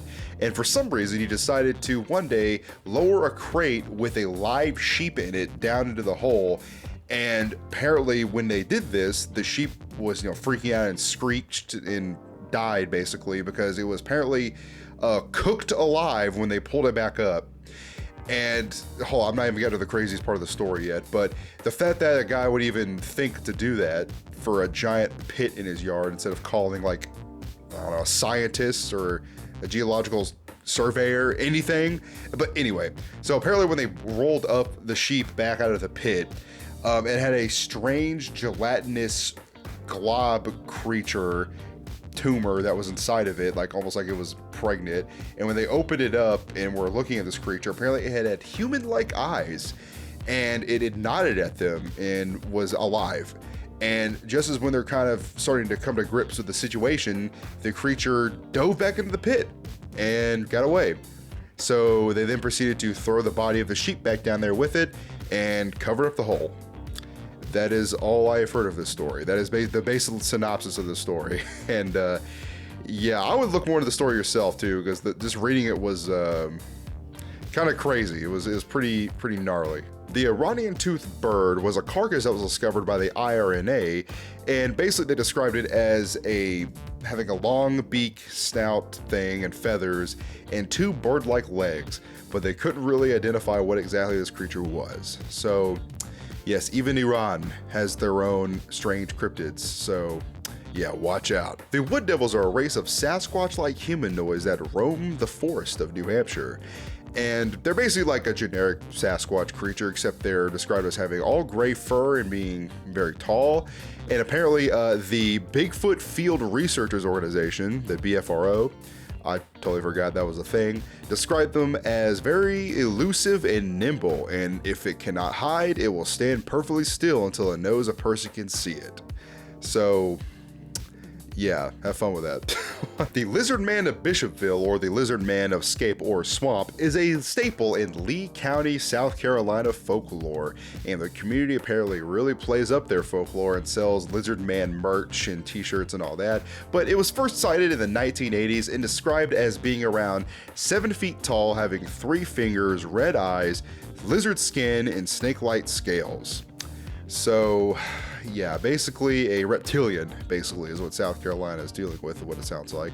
But yeah, pretty fun entry. I like it when towns kind of play into their whole urban legends and cryptids and folklore and all that. It makes it more fun, to visit. The prime hook swamp creature was a strange small creature that was spotted in Delaware and was described as being around 2.5 to 3 feet tall, having a flat, puggish face and small ears, and looking to weigh only about 30 pounds. So kind of the size of like a small dog. And there's only 1 or 2 accounts of this creature ever being described, the first one being in 2007, and it's since become like a nice little urban legend in the Prime Hook National Wildlife Refuge near where it was spotted. The Cayuga Waterfront Trail alien is just a Google Earth picture showing a alien or demonic face under a bridge near Ithaca, New York. Kind of creepy, but there's many different explanations for it, so kind of a cryptid, not really, I don't know. The Wallowa Lake freshwater crustaceans is yet another classic Oregon urban legend, and this one's rather straightforward. They're basically just giant crustaceans or crabs that are said to inhabit the Wallowa Lake area, and I just think it'd be funny because I've never been to Oregon, and if I were to actually go there and, like I mentioned earlier, see like a giant Dark Souls 3-esque giant crab, I think That would be pretty fun, so I need to go there. Beast of Brassknocker Hill is a large mysterious creature said to inhabit Brassknocker Hill near the city of Bath, England, and even made headlines in 1979 in a Holland newspaper with a title reading, Beast of Bath destroys British wood. Ooh. The beast is described as being very bear-like and having giant Dracula-like teeth and white rings around its eyes. And it's speculated that it's basically a speckled sloth or a bear. And the funniest thing reading about this is apparently not only did it terrorize the local populace, but apparently it can eat trees with its large, Dracula teeth. A crazy critter of Bald Mountain was an insect-like cryptid that was encountered by many different shocked motorists in 1974 near, Bald Mountain in Washington. And basically, they describe this creature as having a sort of weird neon-like green glow and was approximately horse-sized with tentacles and antenna. And yeah, it was basically like a giant bug, essentially. It was kind of like the description of it, at least to me. Funny enough, after these reports, basically the local Lewis County Sheriff's Department got involved, who was then visited by the Air Force, like armed guards from the Air Force, and the investigation was basically handed off to them. Now, whatever happened to the supposed crazy critter, nobody really knows because no one heard or saw anything about it ever since then, so maybe it was a Men in Black situation. The Alula killer whale is an oceanic cryptid that resembles a sepia brown orca, and many people just chalk up the sightings to be a mutation or a misidentification of an already existing whale species, but some people believe that it might just be a new whale species that has yet to be identified. The Chetiskar spaceman is not really a cryptid, but more of an archaeological discovery of a 10,000-year-old rock painting depicting aliens and UFOs in the Charama region of India. This is more just like a kind of a cool archaeological thing, kind of like something I'd see on Ancient Aliens maybe, but yeah, anyway, moving on. I'm changing hats. This hat is like too small for me, so Smoky Mountains hat, there you go. I mean, this one kind of fits the vibe, so yeah, we'll rock it. The Arizona Demon is a picture of a supposed giant winged demon creature in Arizona taken by Facebook user Richard Christensen. I see photos like this on Facebook pretty often, so think of this what you will. The Donkey Lady of San Antonio is a cryptid / urban legend from San Antonio, Texas, about a lady who is part woman, part donkey. Now, most of the sightings were chalked up to misidentify domesticated donkeys, but there are also many different variations of her origin story, like some say she's a burn victim, others say that she's just the spirit of a lady who drowned after her pet donkey died or drowned with her. But regardless, she is said to inhabit the Donkey Lady Bridge built in 1917 in San Antonio. The Eureka monster is kind of a dinosaur-like bird creature said to inhabit the Atacama Desert in Chile in South America. Now, the variations of description of this creature kind of sound like a combination of a kangaroo and a dromaeosaur, but it's basically said to be around like a 6 foot tall, dinosaur bird-like creature. But like I said, there are many different variations of the exact description of this creature. Interesting fact, this creature was even talked about on the show Destination Truth, so pretty cool. The ghostly scarecrow of Chiang-Rai is a supposed alien creature that was sighted in Thailand in 2005 and was seen frolicking in rural Thailand rice fields. The alien is described as having yellow skin, being very short, having no arms, pointed feet, and reported to be able to hover above the air and even attempts to communicate with humans by nodding in response to questions and answers. It is said to have huge red eyes and a tiny mouth.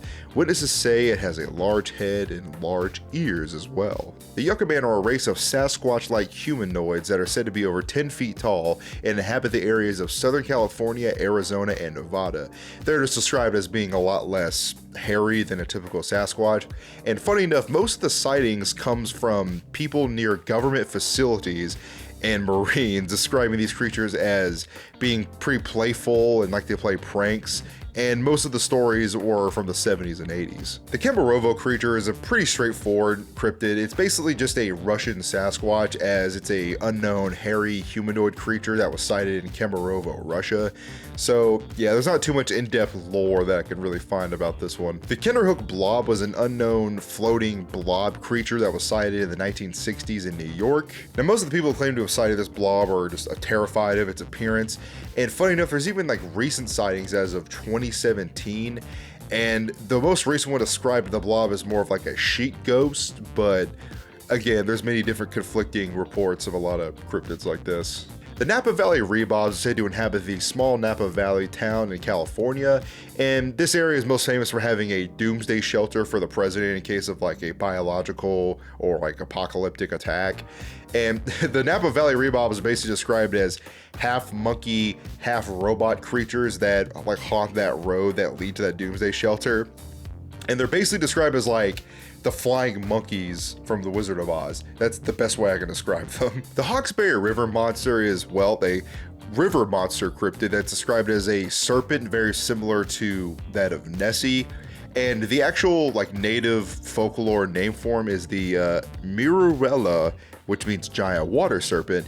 And besides the ancient native folklore, the first actual written accounts of this creature date back to 1924. Now, sightings of this creature have been noted as being all across the river from the west end to the east end, so many different areas of people have described seeing a sort of water serpent-like creature that matches the description of this, so pretty interesting cryptid. Manta Man is a flying humanoid cryptid that was spotted in northern Chile, and the reason it's called Manta Man is because two of its limbs are almost like manta ray like membranes attached to its body that it uses, you know, like wings to fly.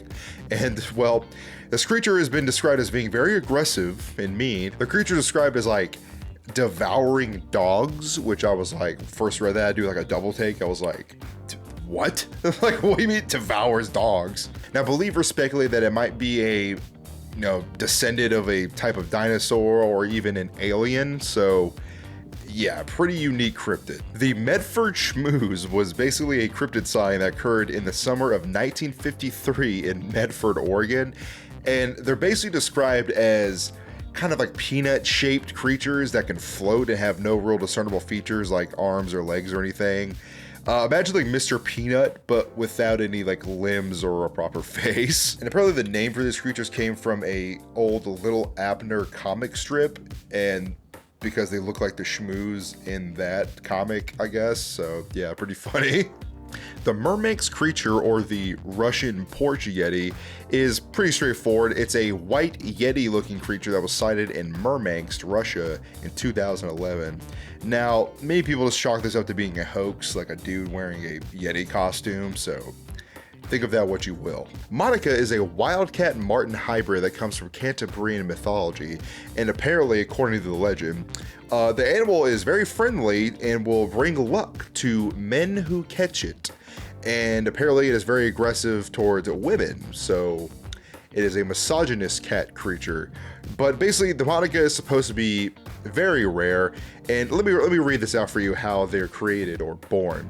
So, being born during spring once every 11 years from the cross of a male wildcat and a female marten. Also, the article added that it will sometimes suck the blood from lambs and children. It just threw that in there like a little tiny little tidbit. Next we have the Toronto Tunnel Monster, and basically how the story goes that the city of Toronto originally had various different waterways and streams, and as the city grew, they started to build over them, so that's how the city has an underground network of waterways that it does today. And here that just kind of reminded me of the Paris catacombs, but anyway, the Algonquin tribes of Canada spoke of hairy-like humanoid creatures that would inhabit these waterways before they were supposedly hidden away from the public in 1978. And funny enough, this description kind of matches the story of the Memegwesi, which is a part of Algonquin mythology. Basically, they're small little water spirit creatures that inhabit streams and waterways. So it kind of plays into native mythology on top of just urban legends in general. So pretty cool entry in cryptid. The Rochester rat dog is a strange, hairless, giant rat cryptid that has been described by a woman named Gwen Bird in Rochester, New York. Now, the stories and description of this creature just kind of remind me of a generic large New York rat, because they do get pretty big up there. So yeah, moving on. Giant space brains of Palos Verdes, or the Dapple Gray Lane encounter, is a very strange alien encounter that happened on the night of August 17th, 1971. Basically, the story goes is that two Palos Verdes residents, Peter Rodriguez and John Hodges, encountered these strange brain-looking alien creatures that were described as bluish in color and shrouded in a strange localized vapor. I don't know if anyone remembers the game War of the Monsters, but the description reminded me of the brain-looking aliens in that, or just the aliens from Mars Attacks. But anyway, rather interesting alien encounter stories. I always like reading about different crazy alien encounters because some get pretty wacky. The Butler Gargoyle is a kind of Mothman-like creature that was supposedly sighted in 1993, and it's been described as around 7 to 8 feet tall and described as having a bicycle helmet-like head and pale, clammy, grayish skin, so kind of like a gargoyle.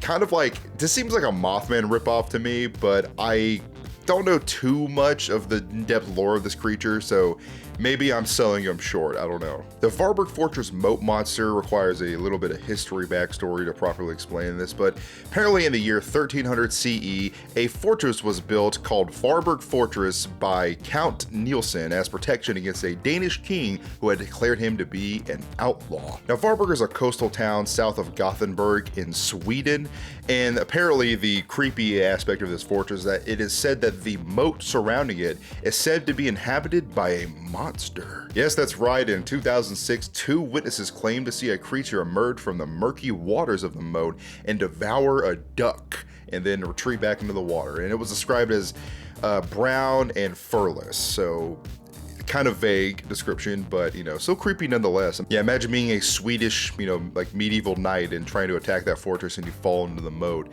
and then you just see a pair of eyes staring back at you in the water. Black-Eyed Child of Cannock Chase. Now, I just want to clarify, this is completely different than Black-Eyed Children. That's a whole nother, urban legend. This just happened to sound kind of similar, but they're totally different. Yes, this cryptid happens to be a small girl with black eyes sighted around Cannock Chase in England. And apparently this area in England is known for paranormal activity, as it's also the home of another cryptid called the Pigman. Didn't know that was a thing. And also apparently has alien sightings around that area, but anyway. Now, the Black-Eyed Child is said to be a victim of a Tefaria, hope I pronounced that right, outbreak during the 1800s. And interesting enough, a ghost show called Haunted Finders claimed to successfully capture evidence of the Black-Eyed Child when they were doing a segment of their show there. So sure they did, buddy, but still just an interesting little tidbit I wanted to throw in there. Cameron Village sewer blob are supposedly the strange looking pulsating blob creatures that can inhabit the sewers of Cameron Village in North Carolina. And funny enough, when I was reading about this, apparently there is a very in-depth, detailed, scientific explanation of these creatures. Apparently there's one of two possibilities. They are possibly a colony of bryozoans, which are small animals like Hydra that live together in colonies and they stick out their tentacles to feed, or possibly clumps of annelid worms. So yeah, for my North Carolina residents, apparently that's what's in your sewers. Ew. Tuscumbia space penguins. Okay, now brace yourselves. This story is a bit wacky. Okay, basically, before I begin, Tuscumbia space penguins, or how they sound, they're basically green little space penguins. So yeah, pretty cute. So I'll recommend you reading the story yourself, because this is just a basic synopsis. But basically, in the winter of 1967, a farmer named Claude Edwards woke up to, attend to his farm in Tuscumbia, Missouri, when he had a strange encounter with a bunch of green little space penguins. And according to people who knew Edwards, they say he is not the kind who would make up a story like this. He's pretty no-nonsense, no sense of humor kind of guy. So the story is it's just a little wacky, okay? But I'm surprised these space penguins are not more well known, because they seem very marketable. I can see them having how Bigfoot is so popular. I can see them having little Tuscumbia space penguin plushies and signs. I don't know why they aren't as popular as Bigfoot or Nessie or something, but Anyway, moving on. I should start a Space Penguin fan club. But anyway, on to the next one. Sugar Bundle is apparently a strange plant-like bundle-looking creature that was sighted by 2 armed guards on a sugarcane plantation in Cuba in 1915. And basically, when the guards are on patrol, they encounter this little alien or cryptid-like creature. And even though the testimonies of this story are very few and far between and very scant in detail, still a pretty interesting story that I was surprised to see in this list. You don't really see many cryptid stories coming from Cuba, but I digress. The Santiago River Frogman is a rather interesting one, as it kind of comes from Aztec mythology. So basically, the Aztecs venerated taloques, or rain dwarves, as servants that were subservient to an ancient rain deity called Tlaloc. Hope I pronounced both of those names right. But both of them were described as having reptilian and amphibian-like qualities. And supposedly there have been sightings, like from the 1960s, that kind of describe both of the god and the little rain dwarf creatures as, you know, residing in the Santiago area. So yeah, pretty interesting. My Mexican viewers, can you elaborate more on this? Because I would like to know more about the local lore of this. The Matronovac tree skinner is a bit of Eastern European folklore, and basically it's like an Eastern or Central European Bigfoot, basically, and it's called a tree skinner or tree trembler because of how big it is, and its stomps can, you know, like tremble trees in the forest. But it's basically, the description matches that of like a generic Bigfoot or Yeti-like creature.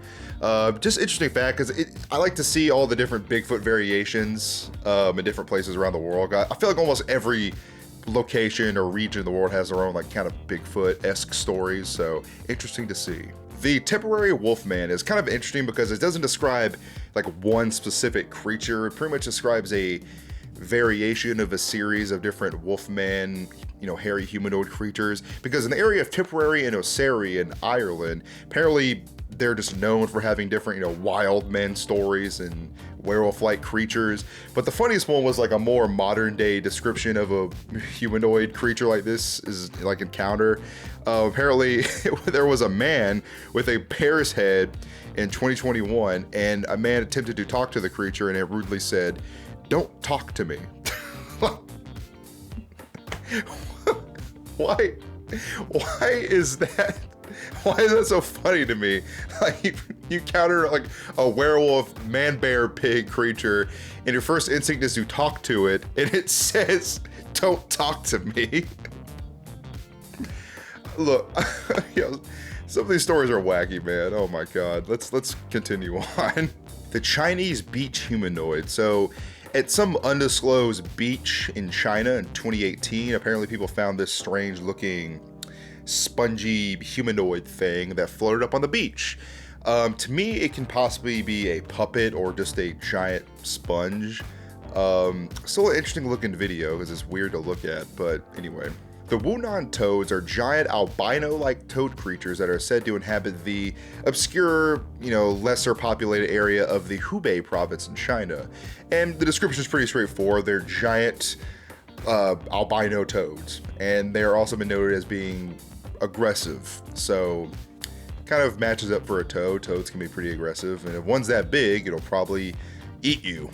If it's big enough, because toads are crazy like that, man. David Huggins Crescent encounter. So this is an alien encounter story, and how should I put this? Apparently a man named David Huggins, who claims to have been encountering aliens since the age of 8.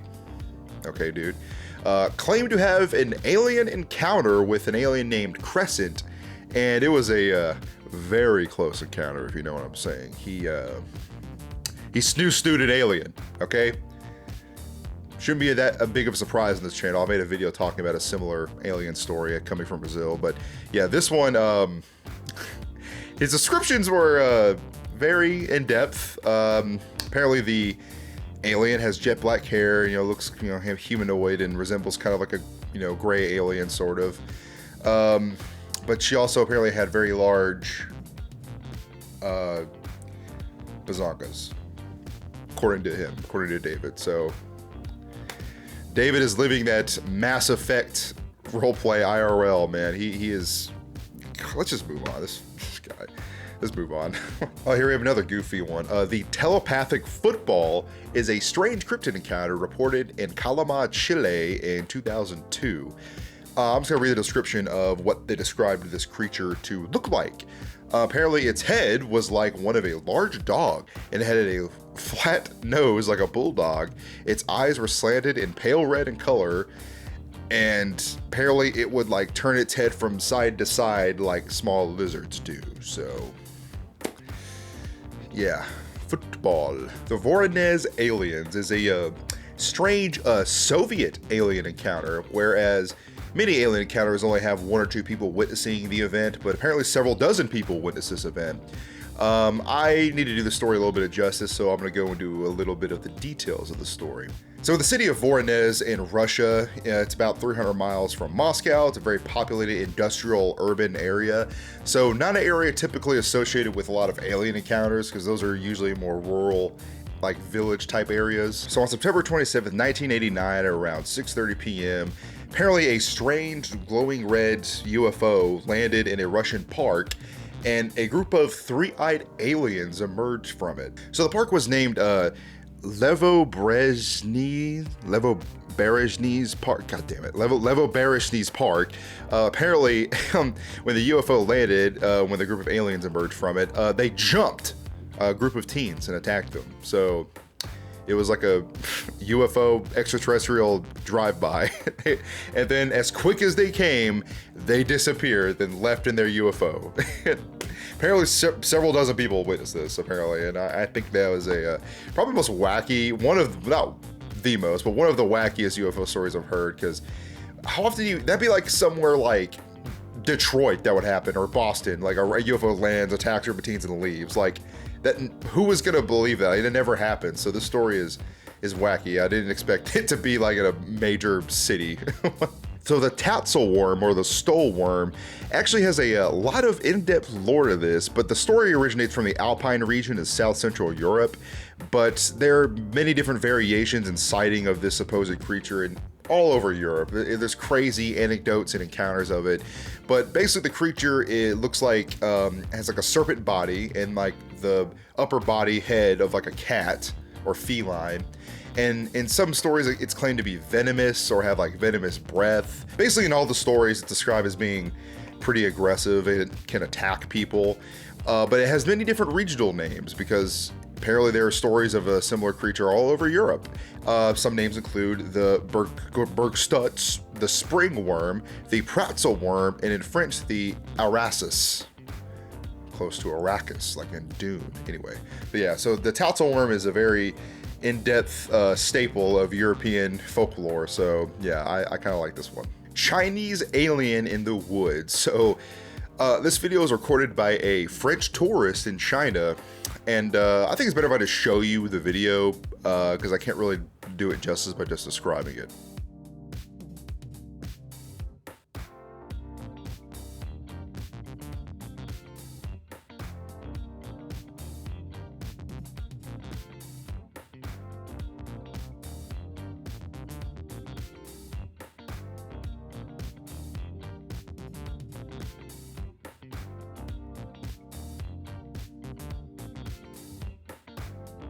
The Bear's Ears Visitor Center creature. So this one is another Google Earth / Street View picture of supposedly a floppy armed creature in Utah. Now, to me, this critter looks like a statue. So I'm gonna leave it at that.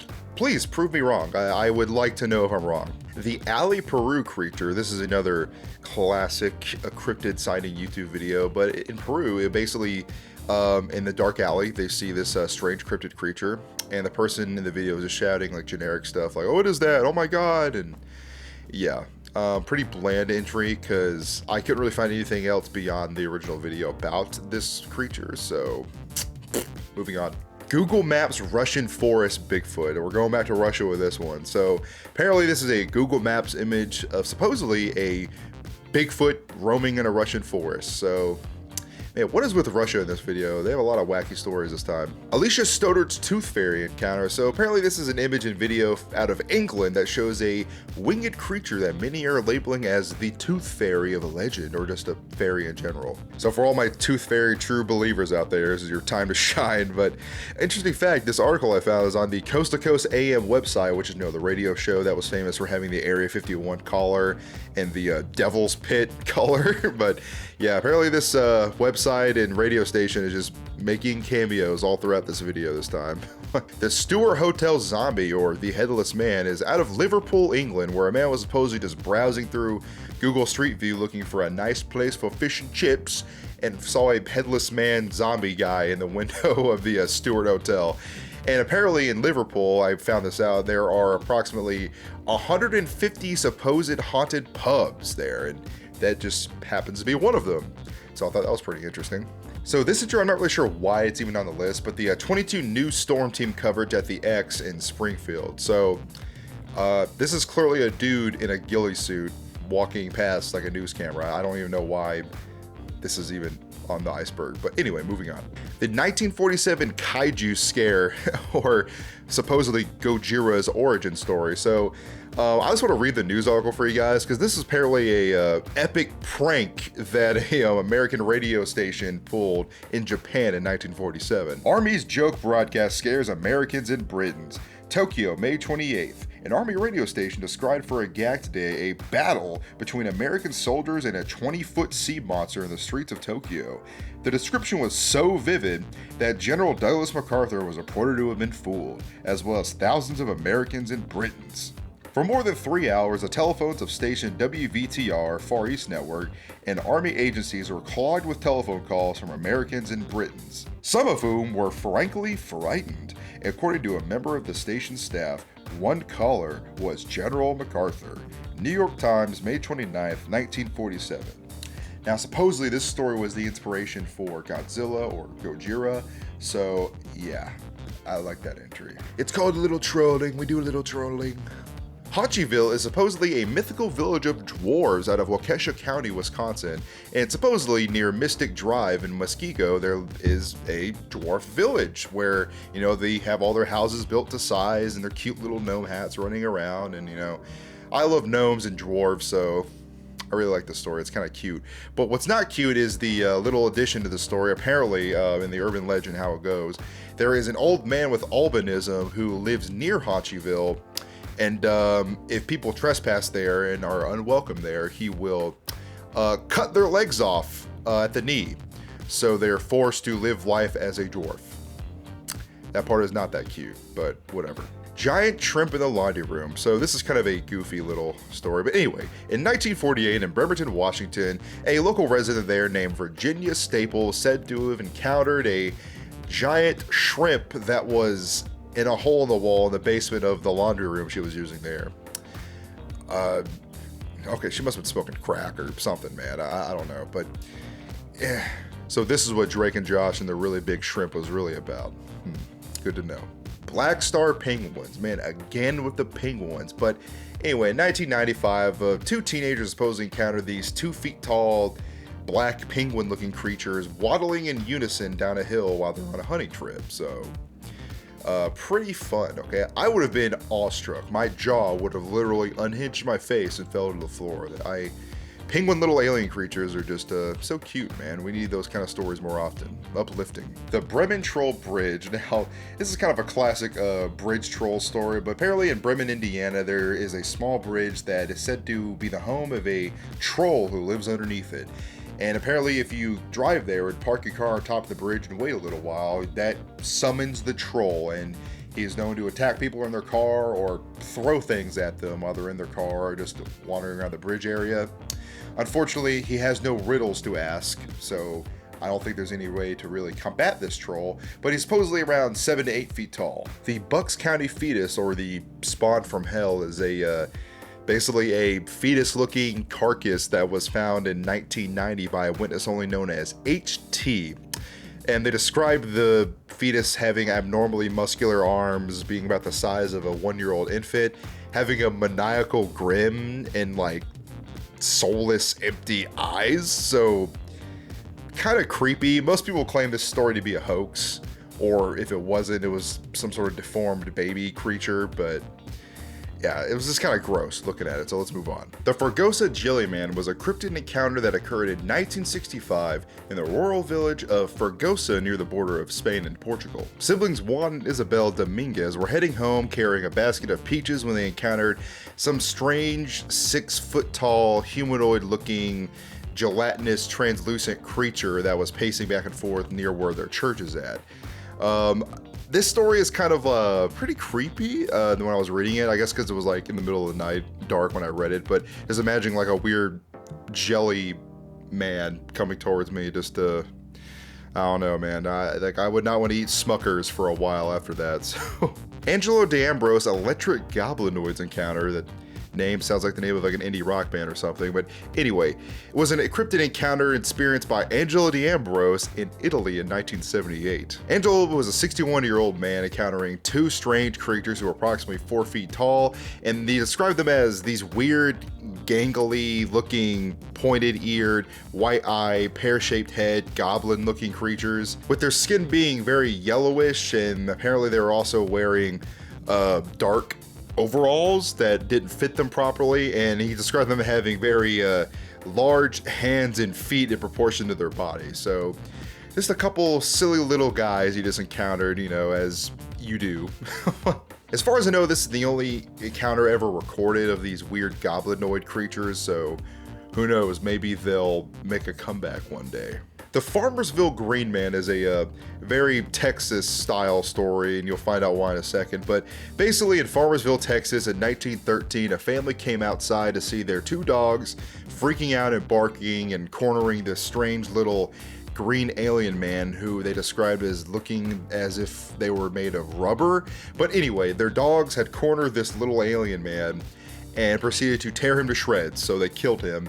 And they said the only evidence of him left was a small, shredded, miniature, like human remains, basically. A tiny little body, basically. And I just imagine in my head the little tiny Men in Black alien from the first movie, so yeah, that's the best way I can describe him.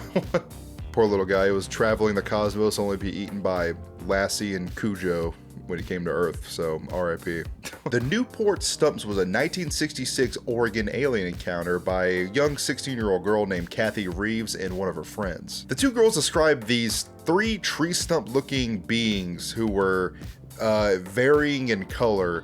And interesting fact, after this encounter, apparently there were supposedly 5 other witnesses that described seeing a similar creature like later on in the year.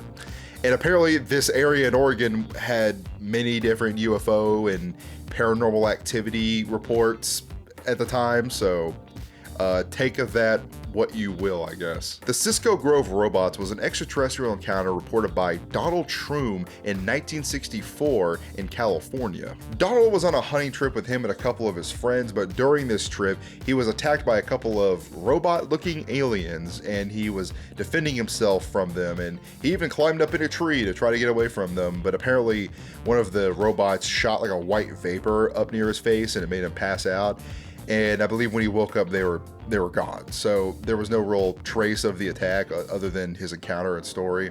But yeah, still pretty vividly described event. So I thought it was pretty interesting. I hope I pronounced this right. The Diyarbakir Jinn was a strange flying creature that was caught on security cam footage in Turkey in 2016.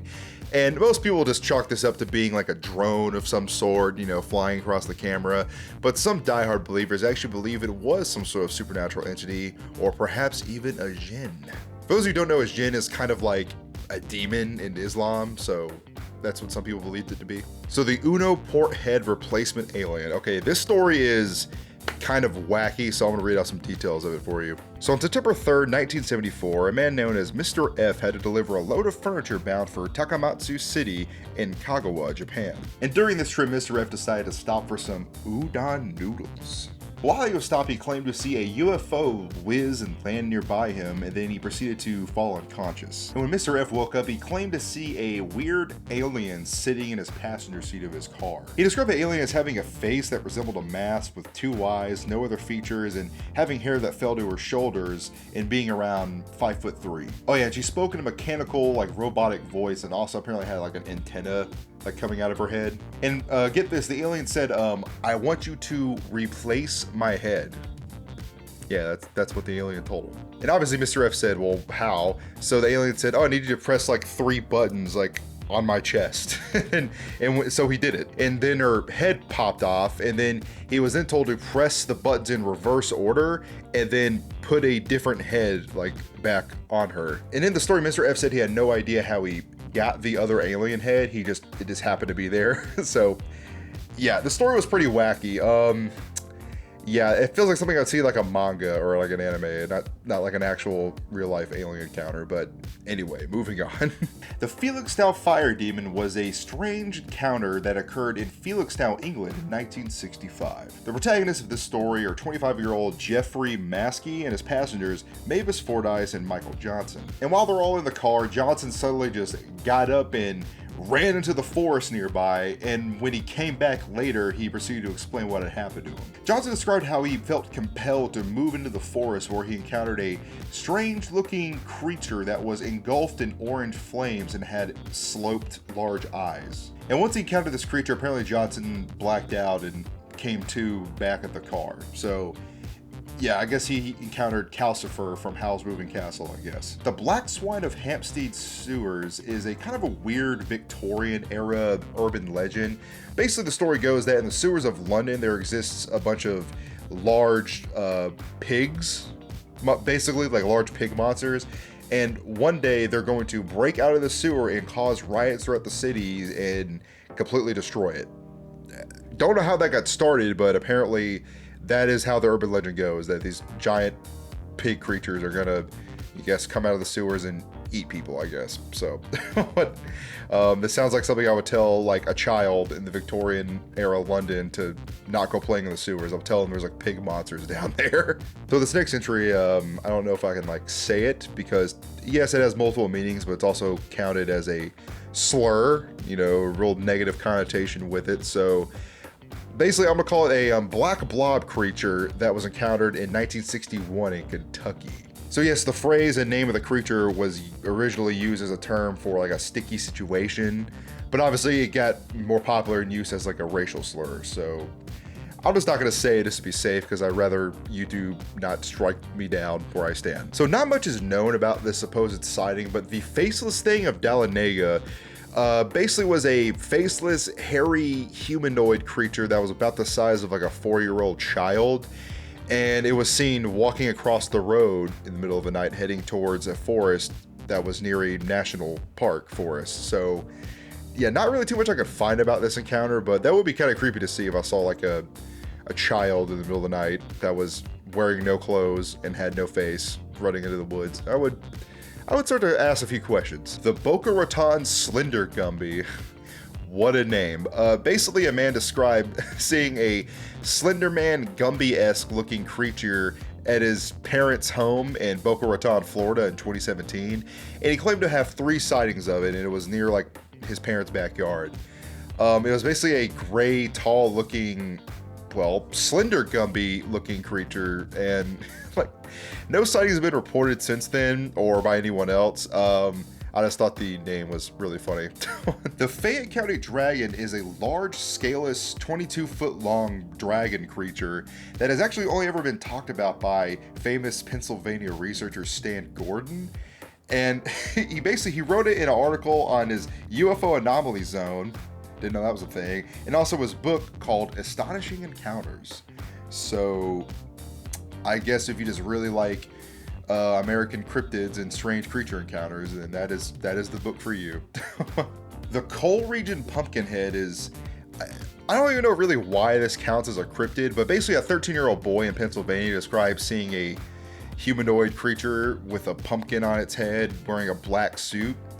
And reading this, to me, it just sounded like a dude dressed up like a jack-o'-lantern or like something like that.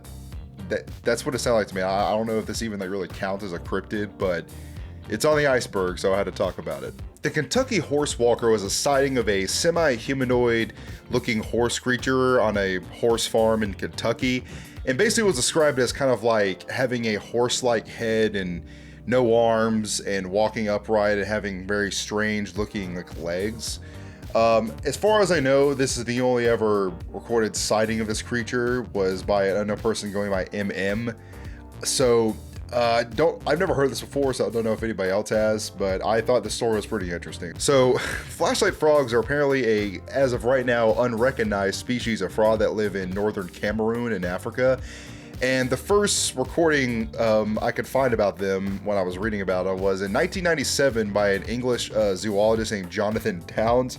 Apparently he was at an animal fair, and he discovered a man having a booth and like showing off these flashlight frogs. Basically, they're kind of like normal frogs, but they have a strange tip on their nose, like a snout, that can glow like a flashlight. So pretty crazy.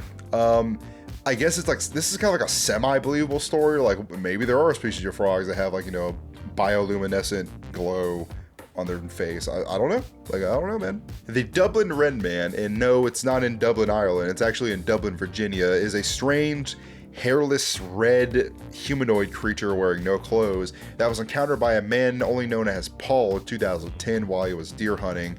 And apparently when he came down from his deer stand during the trip, he was accosted by this strange red humanoid man who apparently also had a ginormous grin and strange, crooked, baseball card sized teeth, according to Paul. And I'm like, yo, that like, so yeah, this hot dog looking man appeared to kind of mirror Paul's actions to some extent before basically like taking off in the woods somewhere else. So yeah, pretty weird story. The Prescott Little One was a strange humanoid encounter in Prescott, Arizona by a driver named Peter Petrisco and his girlfriend Becky. And basically this little creature sprinted towards their car when they were stopped, you know, resting, let the radiator cool down.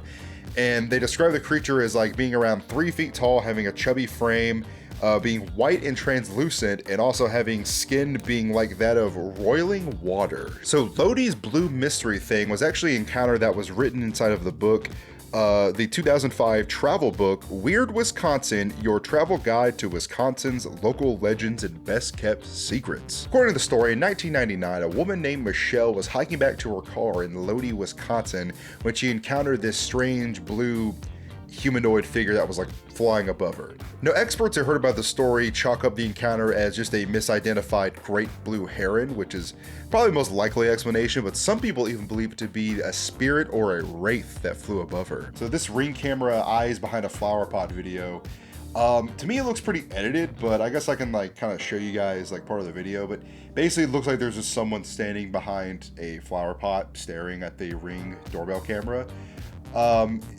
Like I said, it looks like it can be easily faked or edited, but still it was kind of a creepy little video when I was clicking on it in the middle of the night. So this next entry is more of just straight up mythology rather than an actual sighting of a creature or anything like that.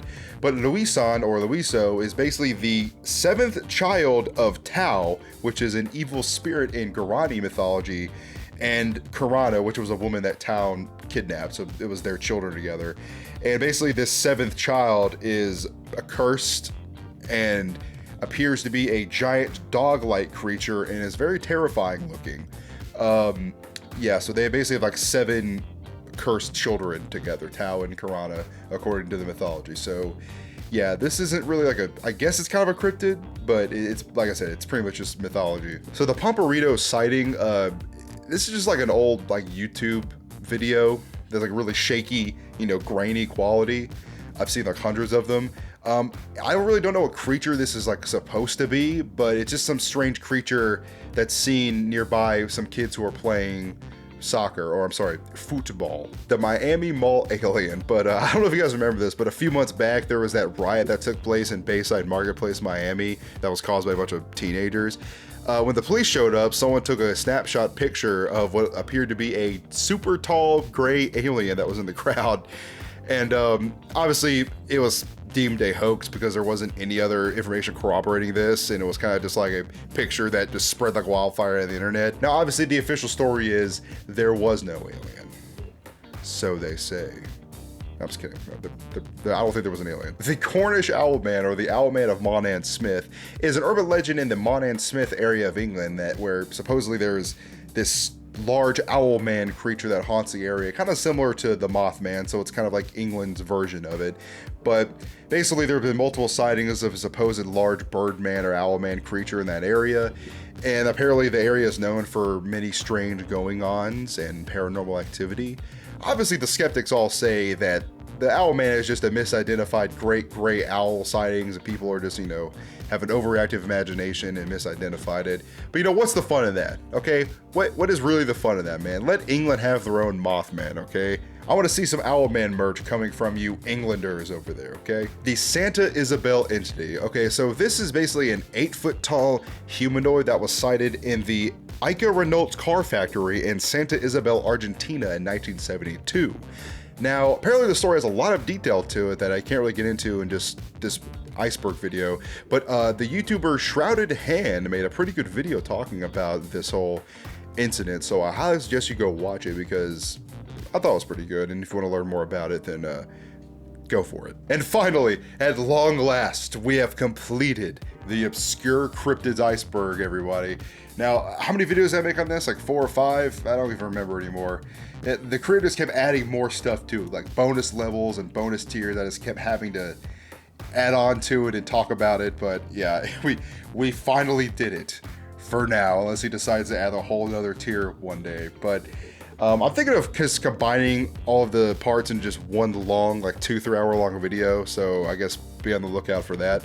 But if I were to rate my favorite cryptid from this video, I would say I like the space penguins, okay? The green little space penguins. I mean, there's just something about them, you know? Reminds me of the penguins of Madagascar. I like that one. Now, if I decide my favorite cryptid from the whole iceberg, that's kind of a hard one, because do you know how many cryptids I talked about? Like 100 on this damn iceberg, man. I don't even remember all the ones I talked about. I'm a big fan of the Loveland Frog, man. That guy's a chill little guy. He's in his own lane. I've always liked him. I think out of the few icebergs I've done, the Obscure Cryptids one is probably the most fun, because it's always fun to look up these stories and talk about them and find out some wacky details about it. But as always, guys, just in case I don't see you, stay safe and have a good one. Goodbye.